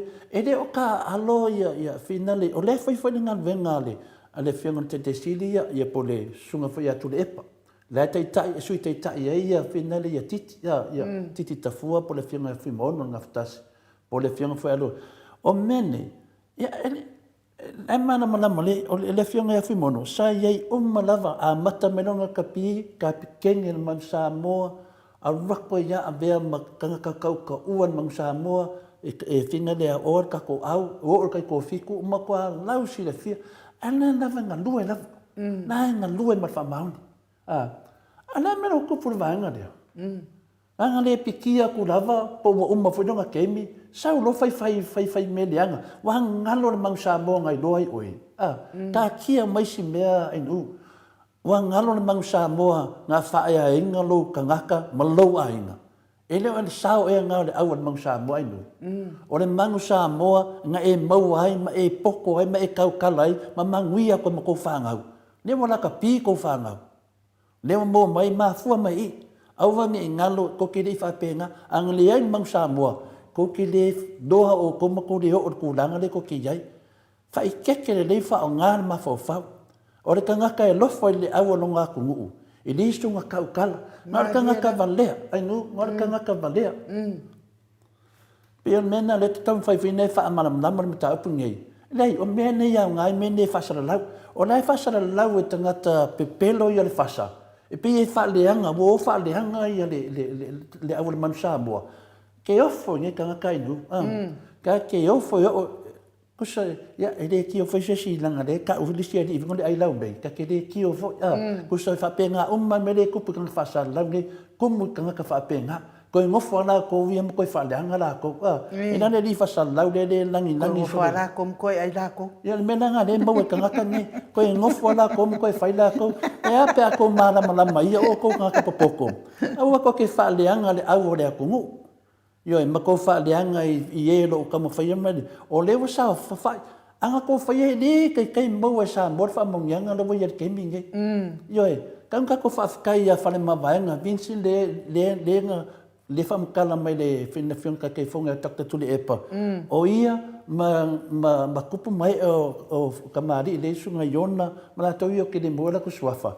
Lai ko kongu i, nā kongu ngā leanga hea mai ka ko mang Samoa le vā ma la ka pia lau lang. Le ana wa kupu mai ngei le me wa kupu. Wale mai se kupu ka ko malo, o le pelo le nga whai ka ko malo. Whai mai e le wakua se kusi. Ale wakua se kusi le wa saungu, mele ne ngā whaku le whionga le kai siri. A mai lunga ngā awe le whamsingunga. O le pelo me le wa whai e tangata nei. O longa winga la, e o lava le ka ko malo Samoa, wa la ko whaaleanga le laka pia le aua le kungu. O whea se whai ngā malo, aini u, wa la ko le a mai se kupe e whai mai pe pelo wa mai se longa a palai, a lenga waku le a palai e le whaia. Mama aina i mengei, o le na wasa sau wha awhi dunga au whasala lau ia kala pe pelo le fiu leo leo wha akari me Samoa le waku. Le ana kako wa isi ka mari i loke whea koe i lako mele whai kongo le community radio a Auskaria. O le han mea ngai kau mai i ainu. Wa makuasa sao whaafi sa kangi le loko le hanga ma le whai kara pe pelo. Le ana whea ngai le wali ia ko whaare whai mai lako mangaku pe wholinga mai i whinga le vai o kou. Anga le ai le mau Samoa. E le maua o kou whamangianga ngā koe ki ei upuku saonga. Yoi, ko ke le mai kongo mang Samoa, ngā ko mai kongo mang Samoa, ko ke fia oi ko kou, le ana hua maua kou whamangianga, ai kou ngufuma kou ke whaaleanga me ngā maua mai kou whamangianga. O le mea kongo ngā le kupur ke me ngai ainu. Le ana hua whaasara lau me ngai. O le si mea kou mana malamare dei. O le ka kia le kesi lea ia Samuelu. Au ko ki kama fai e whaabalea lea kungu e koso aku mawhawhanga le kungu le lakapi. O lai o kei le lakapi Samoa inu. E nei ama se whale e kongu. O lai anu le lakapi Samoa. Langa leo kama whai kanga ka porukiki palapalaya. E koso ese le mawhawhanga le kungu. Mai ne mea sininga ka ua maunga onga. Ua whei ka ngai le kungu maa ki kiwa ke kelo a inga. Onga le eisa le kupu mai. Angi ka ngaka whaasara lau, ka ngaka ngai e alofa ia Samoa. La ko ke ai malui pale mia, po le amene mai i kari o mea ngai, wa safa le akungu i le kelo le eisa. Le eisa kari e fia mea ngai, wa whapenga waa ia ka ko ke vinga i pia le eisa kari. O i whangua e o menga sengi anga loso, o i whanga la uli le eisa kari. Le ana me ko ke le o i whesini ka mai kai pane mia wao, mea ngai mangu e Samoa. A kari malofia mea wa kaurangku muri fia mea. A sausisi pale mia fau. Pe whaka ape no pale menge e koe sui mengi se whaira kako malo, ale mene whaingei. E koe e le ai ma se mangu ia Samoa le mele ko ke whaia. Ngā le mele ko ke whaia o ngā le alua i laro kako au. Mena dia, on mkua kumu o kodo loko leanga. O disi ngā mea whi ngāne kakau ai ainu, o ngā mana malama le kungu, e le whapea ngā ka alon mangu Samoa, ngā saule e fia poko wa e loa uma mele whai ko kongu. E le ko kusa ko waka mai maka mai o tangata lo whapea nā, whaafuinga le awa le tunu. Anga le ai lako, e le ai o ko. E loa e lako, whai li mele ko ke whai, ko ke le loa whai ngā venga le whai, whaafuinga ko waku. Ngā awa o inga le leika ngaka ngai le poko mraka mai, e whaafuinga i mami. Ko ke le mawhai a konga wai loka mo e maliporo. Ngaka e le ngā, o lawa ngaka le, ngaka le lei o lau kiki le lei o lau pue. E ke le mawhai anga le venga i whai tangata ngai. A o ka ngaka le safa whai mai e iai a whi maongo a whina le titi ta fua le sa mai amatou i whale mawaenga. E ko ke le mawhaia. Me se fo i le whau Harris Schuster. Ioi. Lilo mai awa tau fusi sa alesa. Aka kwa kala mai e ka ngakari wa veare ki ke poko lo me se la le aol malo vaenga le o chot latu. Ia, vai ko wao le ko kongo le po. Le au au fasa le ko kongo. Le an me le fai. E le ai lava ma se fa por kiki o faia. O lo fai sa o lava. E kan ko fa lo le ye ko wao ko kongo.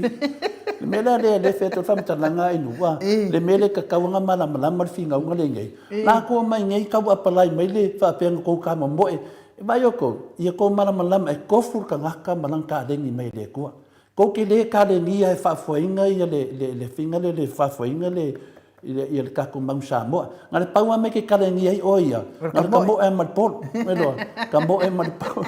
Paua nga me ko ke kale ni ai o le pu e malpol. Ngale ai mang Samoa, ele ai o ko, ale ai mang Samoa, ele mang uia o ko fanga. Awa ka alo ko fanga finga le ile la kapima o mang uia. Mafua mai o mang Samoa. Ele ke loa o ko e kangaka.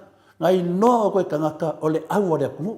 Mena dia, ko uloko le anga. Ko fa se ku skala ai mai lango au le kumu ngale pau ale la ko ngoi e fe le ufinga le inu fa me a la ku le a fa le ula e por pa senga e le se fu finga la ku e la ku di si wa ko Samoa e le fu fia le ka punga le ulo wa aru le pa Samoa fa ia la ku di si pa ko so mai la e on mela nga le ku punga ya ka ko ia ka ko no le o le fu fa de ko mu le ia fa de ko mu ia finga le ia ka ko au ke mingai e mafua mai le mo pa me bo o ka maka al e le fa pena o ko mai ko vai ke mi on me le fi fa sa nu e nanga lo fa no ngoi poko mara ka mai le fa ri ka ngaka nge la o manga ko na ko i ngale le la ko ka alo fa pele la ko ke do fa nga venga le fa e tak tu le e pa ma fa ma va nga ma le por mang Samoa le ai ko ke le lo se ku lo wa ko ke le lo se mea e ngaka o ko ka ringa va ko le ku ngale la ka pi ma kiki polo ma o sko mena le fa ma na ma ko le ku e le ko le o mai le mi ma lo fa sa laudia fai e ngi sa ngi kele ma fa le anga le au le ku ma e lo nga du anga le ai le poder e le o ko le levo nga ko yai se fu e fa ma kalanga ma fa le po fe me nga bo me fa ma ngi ki yai ano le sta e ka kala le ma na mo wa li ali lo va le am lo li lo se bia pio ka li ku nga ai nu e ka ko po kalami e longo ko itanga ta fa pe nei fu le ngai fa valea o ko la kuskala ma vaku ko ngai fai me le ka ko vai le coach on mang Samoa on me fenga sa fai tanga tanga nu na ade ko lai mai le coach on mang Samoa wai lo le kala pepelu ya na wai foi la voli ia na men ko de ka kala ila so ko ma fai ko ko mang Samoa ko kala ngai esa o la kuskala le au wale fa valea o ko ka ngai wa como le fai por que le anga ro inge a mese da vole sunga ya laudi on ma ku wa pe pelo wo ko so o me laudi pe pelo kalanga ni u ya fa malam lamba ko da vole i o fai me sa unga ke le a wo ka ko ku a wo fi fa ri lo poko mo lo ka mai nga ya lo valea le ka dia ku nga ma fa lo nu ma lo va ftai to le fo ia o le tulanga na e wa ese longa ngalele ka mo e male polo malele si kala na le mang Samoa e lo ia ka ngaka so ani fa da nganga le audi ang le ai mang Samoa e le lo ko la langi ma de o ko fa ngang o ka sa o nga a fia du i dar kala ko le fole faku ya kali mai ang le ai mang Samoa e ke le o ku langa de ke yai a wa ke fa da nganga le menga mafuai kusa pole ale le yo la kapia inu le foi la kapi o ke le ya do try le ko langa esifika nga me le ko kia o tanga ta ma le la kapi na kala ngo me ka kapi yo la ko la kapi na kapi maka ko fa mon o le foi e ka alo lo ka di le mang Samoa ko foi fa alo ka alo mang Samoa langa ofa mai kia e fia la kapi ya anga le mang Samoa le do on le manga le maka ko ano mo ngai ang len mang Samoa le do avai do voi do ngai mai fa de ang me ngai do la ko ngai do de va de o le mei ku sa ku ha la ngai ha fa inga mo le ku o le awor ka ku le no me ngai fa de ang avai no va ke de fie pour la semia al file mu au ke lo ke fo le me ngai mang vi ha alu file mu alo sa ka mai lo poko mo lo ka mai anga e poko o le vanga ko kongo le po de anga e poko o le vanga ko le po sisi au sisi mu wele fa le nga le au le ku wa dia de ko vai se o ka kala ko disi mele ka kala me culture 7 o ki fi ka kala de so ka ya o le mele anga de ku punge ma me wa mo lo singa mai bia ke ia wo so fa le anga le management o level mang Samoa sika mai me wo ka lo ko la ro langi ke ia wo sa wo pe wo i o vinga lo si da fia esse lo kiki esse lo kambo esse foi fa foi ngonga venga fa penge esse por kiki anga le tak tu le epa ele boa i ngi fangua kele le kemi o tak tu le epa sa ku la i mai ai edi sa ko sa ku la i mai lan me lo ale vai ko ngai mako inu ma ku ma me uma fai ka longa le mamalo o le ku aisia o le o tak tu le epa ma e ngala ko fa foi ngal mang Samoa Nena manga ko ka ngi u manga ko e vaku kupe vaku ma o ko e fa fenga ola le ka o ki se ding mang Samoa awa mawas ko kupe mang Samoa fa fe kai e o ko ki fa pe ko ke ko pe vaku ka ko au mena dia sa fe fe makiva maya anga le ku la mai tak tu le epa male management fo le wa yai e le o la kapi wa anga fa pe fa lo va anga le fa sa Wa le se la kapi Samoa ko e fo ia ka ko me finga le e valua ka lo ko me ka baka ku la ka alo mai. Le ka ko va ai fa le maka o le fai ai o ai. Ko ke mawala ka lengi le mo e takta tu le epa. E mawala se o ko le la kapi le master ka malore. E mawala se o ko e se fai longa takta tu la epa. E se ko fai longa fa penga ko ke o e feisia ka ka mai se ku o fa mi ngo Samoa. O ka ngaka aindu e felo ai le si tangata ya ka bai le si ngaka i ko kongulo ku ngo fa penga ke sa fa ia ku o fo mai ma me sa fa mai nu o lo ia o ma ni lo ia la boli ia ya ma pa wal me ko ke lo fa inga tike polo me na dia ma ka mo mal polo o le si kemi o ka vai ku kemi ngi ya na wa fi kala ngo por kiki wa fi kala ngo a fi ka mai se fa mo de mole le wa va ku kala ko ke le kai ko qualify nga benga le fa ye nga yusuma o kana nga o inga fu de ka ding me na le nga lo va nga de ka ding e lo o ma ka kala ka pi fa mo le bot a se upu le ko ke kala ngo fi han fa di ko fi poko le management ngal mang Samoa anga le ai le port e le hai o ko le o Samoa ku langa maulunga o fe la me fa ko fa le anga le fengi le ku skalenge nga ko ye ko ngo menge mena nga no va ku pinge fa mau finga le Samoa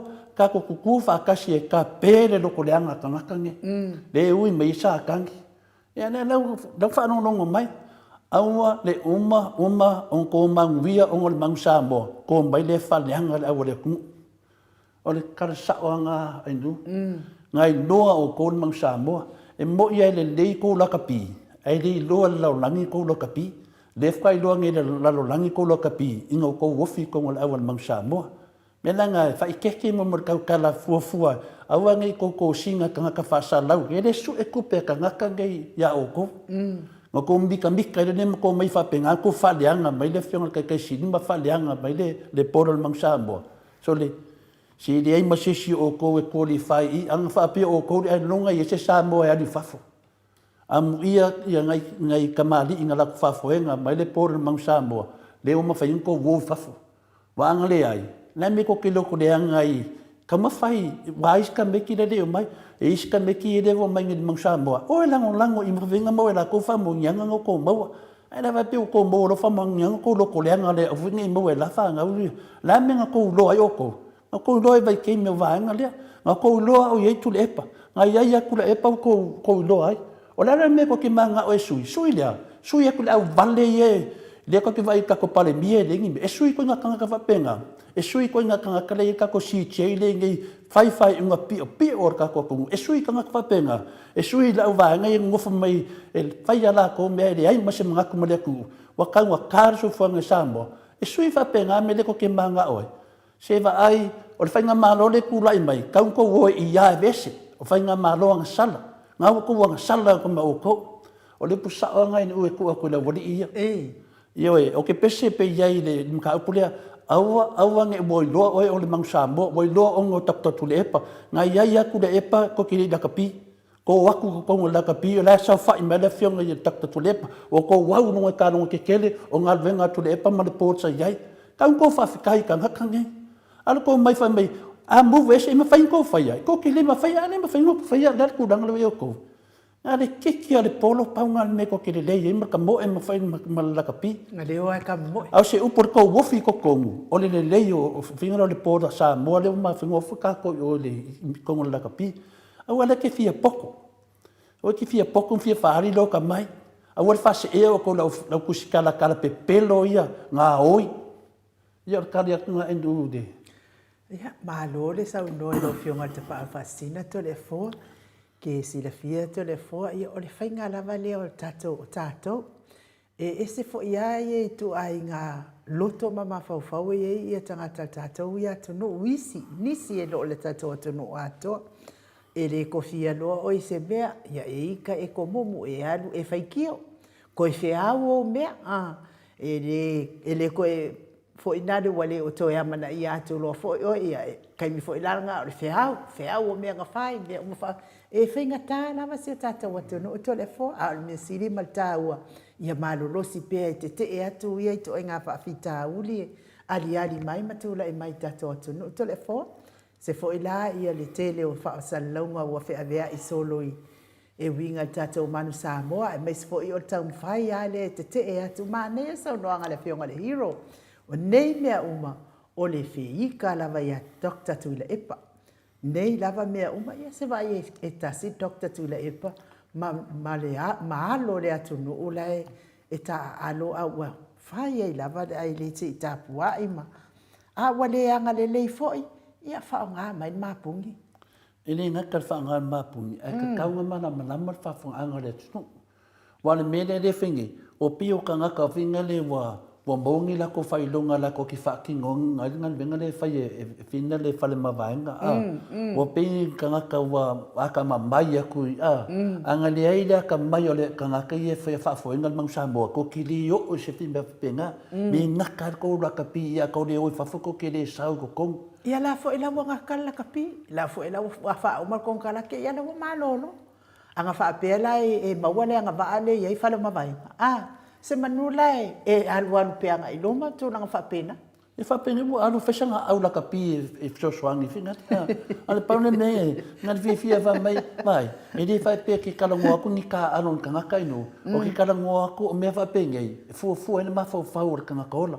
Ke ngofo ma fa anga leilo ka ma ka kere mo le media anga leilo ki nga ka kere mo le anga le an mang Samoa o le ane le leio lo la kapi o le ane le leio lo kapi I finga le e le kai loa o e se longa ki kongo le au mang Samoa a faila wa manguia ma maua sau lango le au sau lango le au finga le de fa hali lo fia poko sau lango le au ngai loa oi e la ko va ai le mele ngai moi loa uma Samoa I lau lang ya kor ke do Samoa sa kala kapi o le au le ku e le se di ide fa sa lau me milika me kai me longa la kapi o ke I ro o ke le va ai o le Samoa ke le va ai o la kapi ai la fu la kapi o ngo fa ma fa ko o lo dis kamado ele ngaka fa ko lo fa me va le no pena kai lang ye no le mele lengai nei o le mele mo lo ngai ko fa lu ka ko ngai I da wori fa sa lau via ka ko ngai e le ngale me lo la ko fa sa lau ni me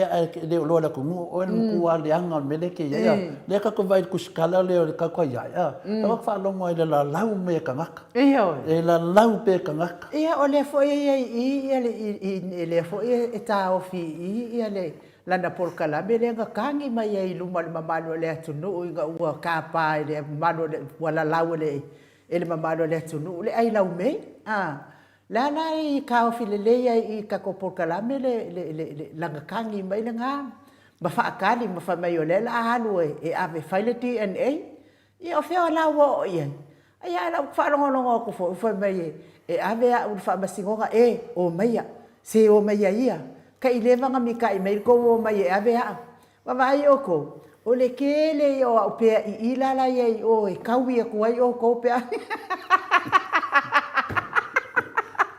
ya pas kai wa mono po o wa ka ka wa kun ko pe ko ke pe o pe ya o ko fa finge ko fai ka kala ko po nga u ya ke mga o ya malaman maka ya o le awala fa mam na fa fai ngo fie anga le ai mang Samoa ko ke di maua mang via ko ia mo ko ai no ko fanga ia awangi fa pe mai se kala nga ko le fo anga le ai mang Samoa le mang via me nga ko ke faia le ko mo ngi ko ai ma ke le mo ko fa mang inga ongo le avangoa le awa le ku me nga e pese mai lava ia le fio le ka sira Dr. Tuila Epa le polealo ko o fe le laro langi e ku no e lunga le awa mang Samoa ese le fa alo le mamalu la kapia ki oi o molea ane no vai ngei ka lo fai ma fo fanga le lei ka lo fa ko fa a e mal ko fa mangingo a mesher ko fa lo fa o lo kausi e ngei ka ma le ia le ka ko awar ka ko ku nga la kapi mai anga fa pe lo va nga le nga manguia la ko la kapi ai ai Dr. Tuila Epa mangua e fai nga sa ola ko ei ko inga nga ia le ke media maka nga ka sa fa ia le po ale wa mangu ia le wori ia ai nga ru ia va nga le fa pe e ke sa mo ngi media nga fa pe aku le fa ma vang va ku le si do se da wa fe le ma oi e se me e fa ia mo la ko le ana wa mai ngi fa de fa da nga o ia whaleanga I ka ngaka ki ngā inga e whaiwhia ngai ngā e vai mwhenko oi whafua.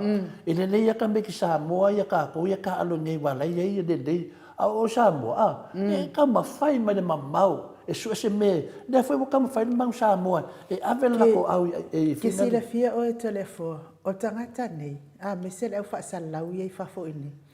E kupu mai loa singa ka mai mea ngā kau mawhai a le su e tangata nei iu mai whaatala noa mai lungo lato po kalame se I kafu le afi, telefo. Ua whai ma lato masani lea mea o le o su e mai tangata i o mai I tafu le afi lea. Lea fu wa amaka ngā lau aku vaenga lea sa ka alo mang Samoa lea wale o koe ka alo. Maleifua ia mes fo lato ia sa ngā lue ia. Lea wha malolo. Ko le fo ka kiri lo po a wingo ngai me fa ni e fa sal lau fa pe. Ia pia menga le fa ko o wingo menga o lunga le valea. O ia mo ko o ia e fai los ka shara fa winga so mo ko e vai kede. Kiri ma fo fa o le a le ku anga le fo le o le ku ele lu ngi sin yo la kapi anga ka lo la kapi menga la kapi le a ngai po le kala nga ka ele lo mai ai ku fi la langi so la kapi. Ai le lo voi lo ngi o mang Samoa. O le au le mang Samoa. Me la ngā ne ka ke kalango ki ai. O le o ka penga si o ka ko au e fia o e avenga I ka meki ne vai kei. E au ka wola al whangoka. E lo ko reanga I whanga o le kungu o lo o nge kei. O ka ika foi ko ese mangu poko. A pe ese kanga ka ke le fia ai. E le se whawhika unga le mang Samoa. O le ka uro le mang Samoa oma. A ke whai aku ai nu. Ngā ka uro le ka pili ki le ngā whai a. O moni maua e kau ka I aku ka ko sui palemia. Kau le ua. Ka ko palemia foi la ke vai aku le foi pose me whapenga. E leanga mo mai moni mau I.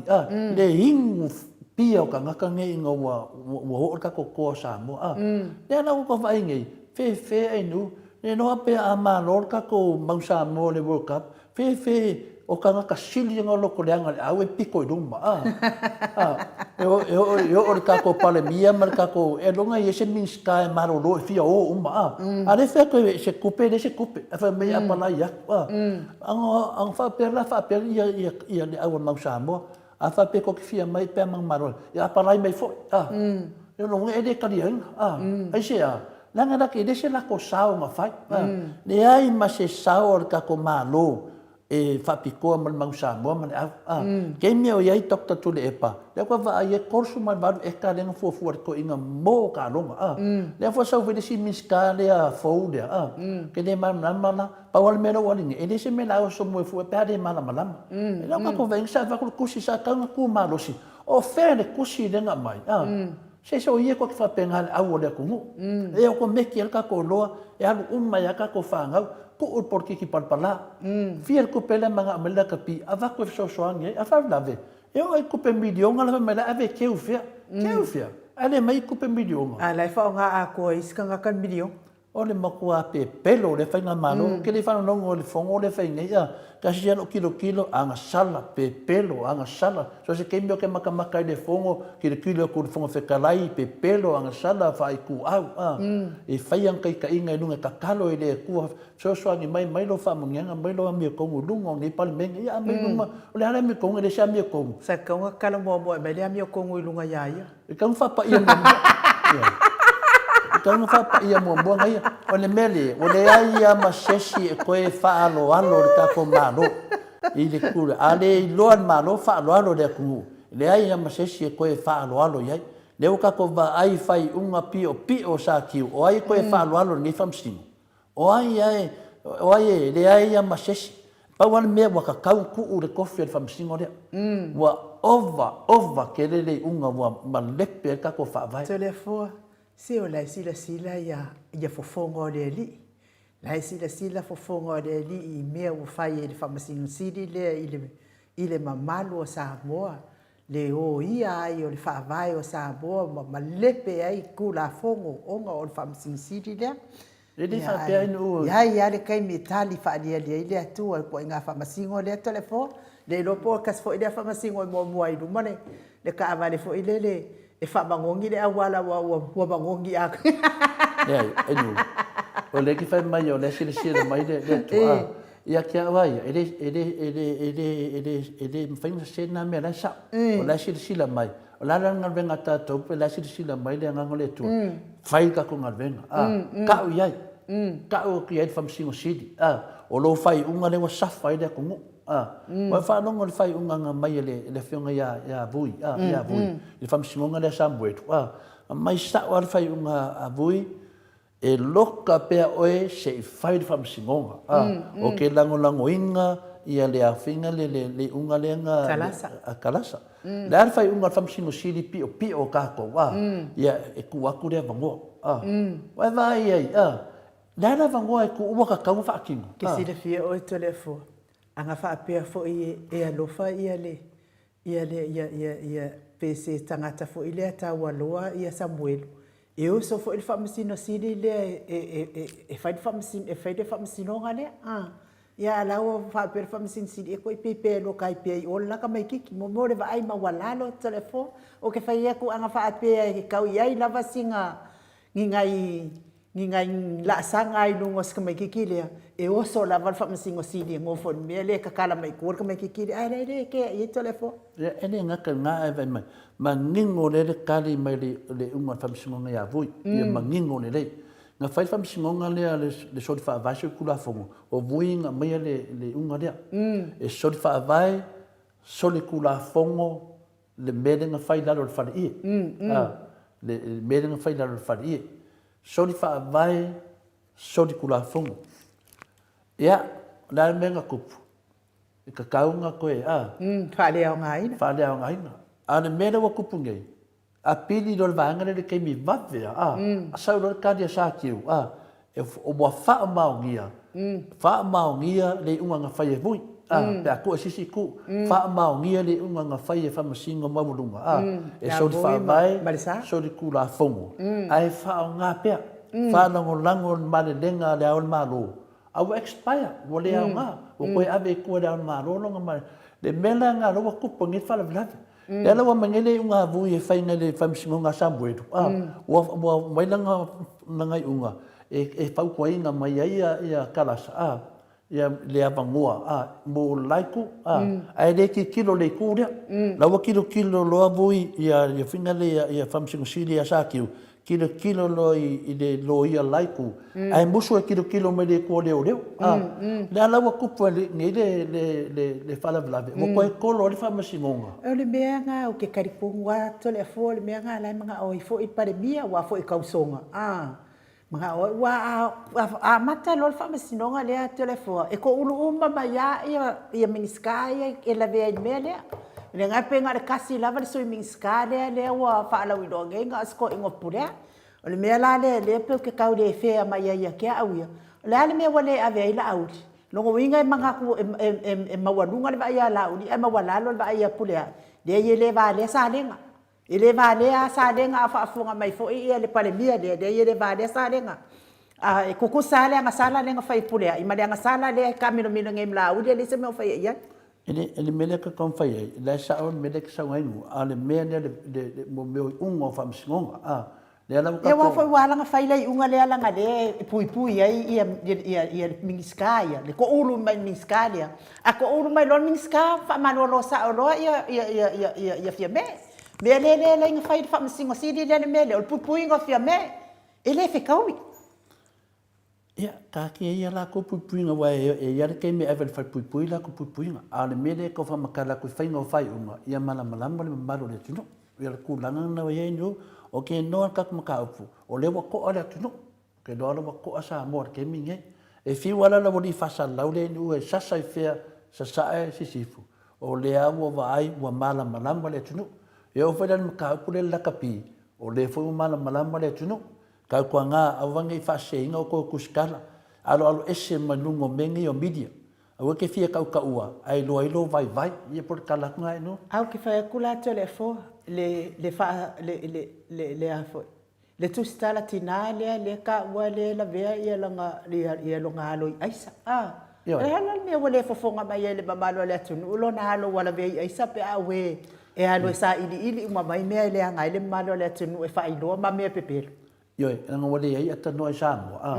Ai se usu e se tangata adu lem kwa mai le kwa kangorole le wo loa ke ka ko me wo mai ko mo ka ko kalami. Ai dem fainga o fo nga longo swafa. Se o mala malama le dei. O me ye ka kaun ki roi ko ke le fi e fa leanga le fianga ke sili male HPP. Anga le ai le HPP ko ke le o le level ko ke yai. Anga le ai ma fo faunga mal me alofa le kua e ala mai a takta tuli epa o ko umma ia whainga mahalo le fasa le ko whakio ai vādea o ke le loa ma se mea le ko ko va ai kula i mo le whainga mahalo le fasa ma ko ale ai ma se me le lei wala ko whaia le kungu ngā le ve vesio le kungu ma kara pepelo le kungu o e whaia lauri le mang forfolanga le me ko ke le fasa la lau forfolanga pepelo lauri nga whaia au kou Mela nga le ko vai ni fasala fa pea o ko ele mo fainga fa leo ko pokalami e fa leo ko pepelo la mo ko leo e fa makala ia milion fola la uli le ia ma se bea ai kwa ese me nga fola ese me o fa kingo mai fola fa mai o le aku ko lima le ai ma se bea nga me nga kaungu ai mai sui fai mama minga an ko fa ngo ko me nga le ku le ai la ma se pa loka ya ko o mai fe ko luma le sa ungi le wala la ave ese yo ko Samoa ko lianga kedi pio kala kunga malo tole foa ya sa oila ama se manaya ana le ai le man Samoa le ma wan kai ko ro isi awali ngai ya mai le mo fai mai le tunu an le man Samoa ya ke le yo e ke le mo se tanga kalele me na la sa ole mamaro le tunu na mai ngi fa le anga le awa le tunu ya fa mai William Yohane ya to soni wa ai ulu ku ngai guys nga wa fafanga ili motule e pafka ngo finga ni kuda e ngali li mga fafanga inga maku kam faide ban Samoa ina ia ti apea matu maun ban Samoa ya ai te tonu fa tele lava de malo so tata watunu o na fai me alofa mai ne yaso mo tato manu Samoa le tu lai mai tato me alofa wa tato o tu le no afetala le sunga ya tu ale le afapo me kole fo e poko aku la ule mali ko o le upunga marikala ya vai oi nga wakali ko RTS e poko ile a e poko de pepelo ya le tali tu nai la sunga e tu ale fapo si ka ko vo ie malama o ela lista ngata le finga kanga ma marka longa le ka ko ki finga ai vai oi e tu ale fai ne si so le fo e tu ale ai fai si ai nu si ma ko senga le ma ko ki fa so fa tai mo fa so ai le foi le tu ale ya nga ka waku si ka ko lo le ya la de pelo ya le me la ko fa na me la de poko de pelo ma le o le tu ya e ku kusa umala uli ma e ku wale kala pepelo ai fo ia se ai nga oi o la o ikuale ia o kwal fal po ni ai no si no fa men mak fasenga ia ia fa tai mo tato mo le tu lava fa tai mo tato umana anga le mai fo istato man Samoa ne yaso tai au fo ile siaso ia fa ia ne vale a lofa mo tato au ia anga le mai tato fa mo po lava ne o vai yaso la pespese atuai ia wa fo ile anga le mai isi na se le ni mo tatou au fa mania tele le atua mo o to uma lava o ina anga le mai le sa me se fo ne ya so le o tatou o atua se le ni le wa ono afeta la tai fo ila wa fionga afa masanga rico mo le lango mai tatou fa mo le asfa o ke topa ya le wa tau ni mai na le lua afeta la fa tai fa malulua tu fo ila o fionga ile tamaita ilo ia visekota ia po ole maiava visekota mes po ile taita i ole pluhati au kilani ia ona o ticket ia mole sila fia paula vai o ticket o le wanu ese atu na o ticket le wa mana o mai se fulu le mana o mai ia le pluhati le ia ai le taimi lava na umana te tongi mai le tupena abatu ai to ticket ya to le fo o ia na te la fo inatu ai mol tosi la fia fo i pluhat e tolu se fuluta la au se talia leo le ala fo tuai to ticket a o ticket umalava o lea li mota Samoa vi ingo le atua fatu a avatu lava to ticket pe au lia le asol pol ia onai o te mana o tuu ina ia seki le leita to lau matato no foa ai le se me o ia le ala ufa manatu wina ia to le fo le aso a tol le fatua o malolo lava le whamanatu ina ua o iloa wa lele atu o tau ticket. Ia leo le avatu tau ticket le aso le nei e le misia le aso le nei wha malulu atu ai. Ia mo tātou uma whaftai mo tātou ina fo i o tātou laulau nei ma tātou ofisa nei e ala i tātou ticket e le ai lava se ticket waru e se atu. Lea lava ia te au uma. Ia ai whamania. Pea tūlanga lea inu.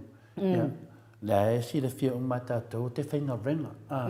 Ia sema se teimi o te aluai a. Pia o le dasina wala te whaftai e le moto sa movi ingo le tua ma le ami.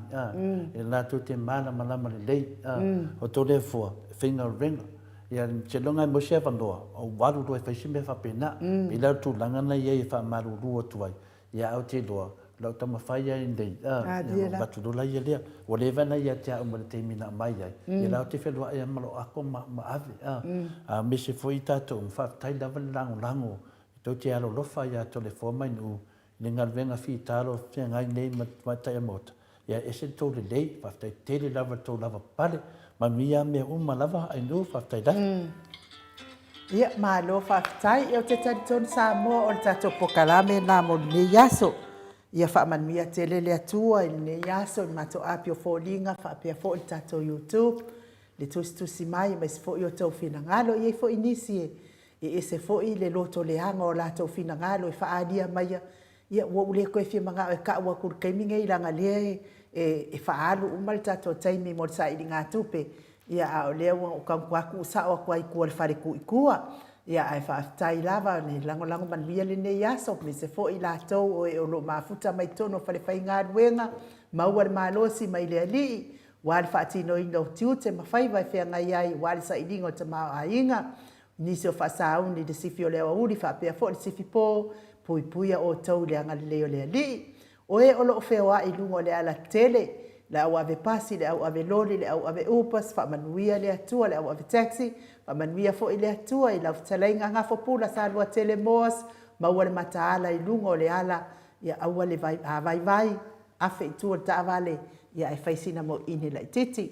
Whaamanuia fo i le atua, i sunga i whawhea ngainga mwhalitua, e meise o tupu mai o Samoa le au sina o le atunuu, maua lo tau maalosi nei yaso, ma ia tapua i whaatasi ma le atua, tātou toi wheloa i fo i tātou radio phone tai au, le i tū lai fitu ai whaato i fua ia Samoa, mai le maota Samoa vi ingo le atua sini au Sitalia.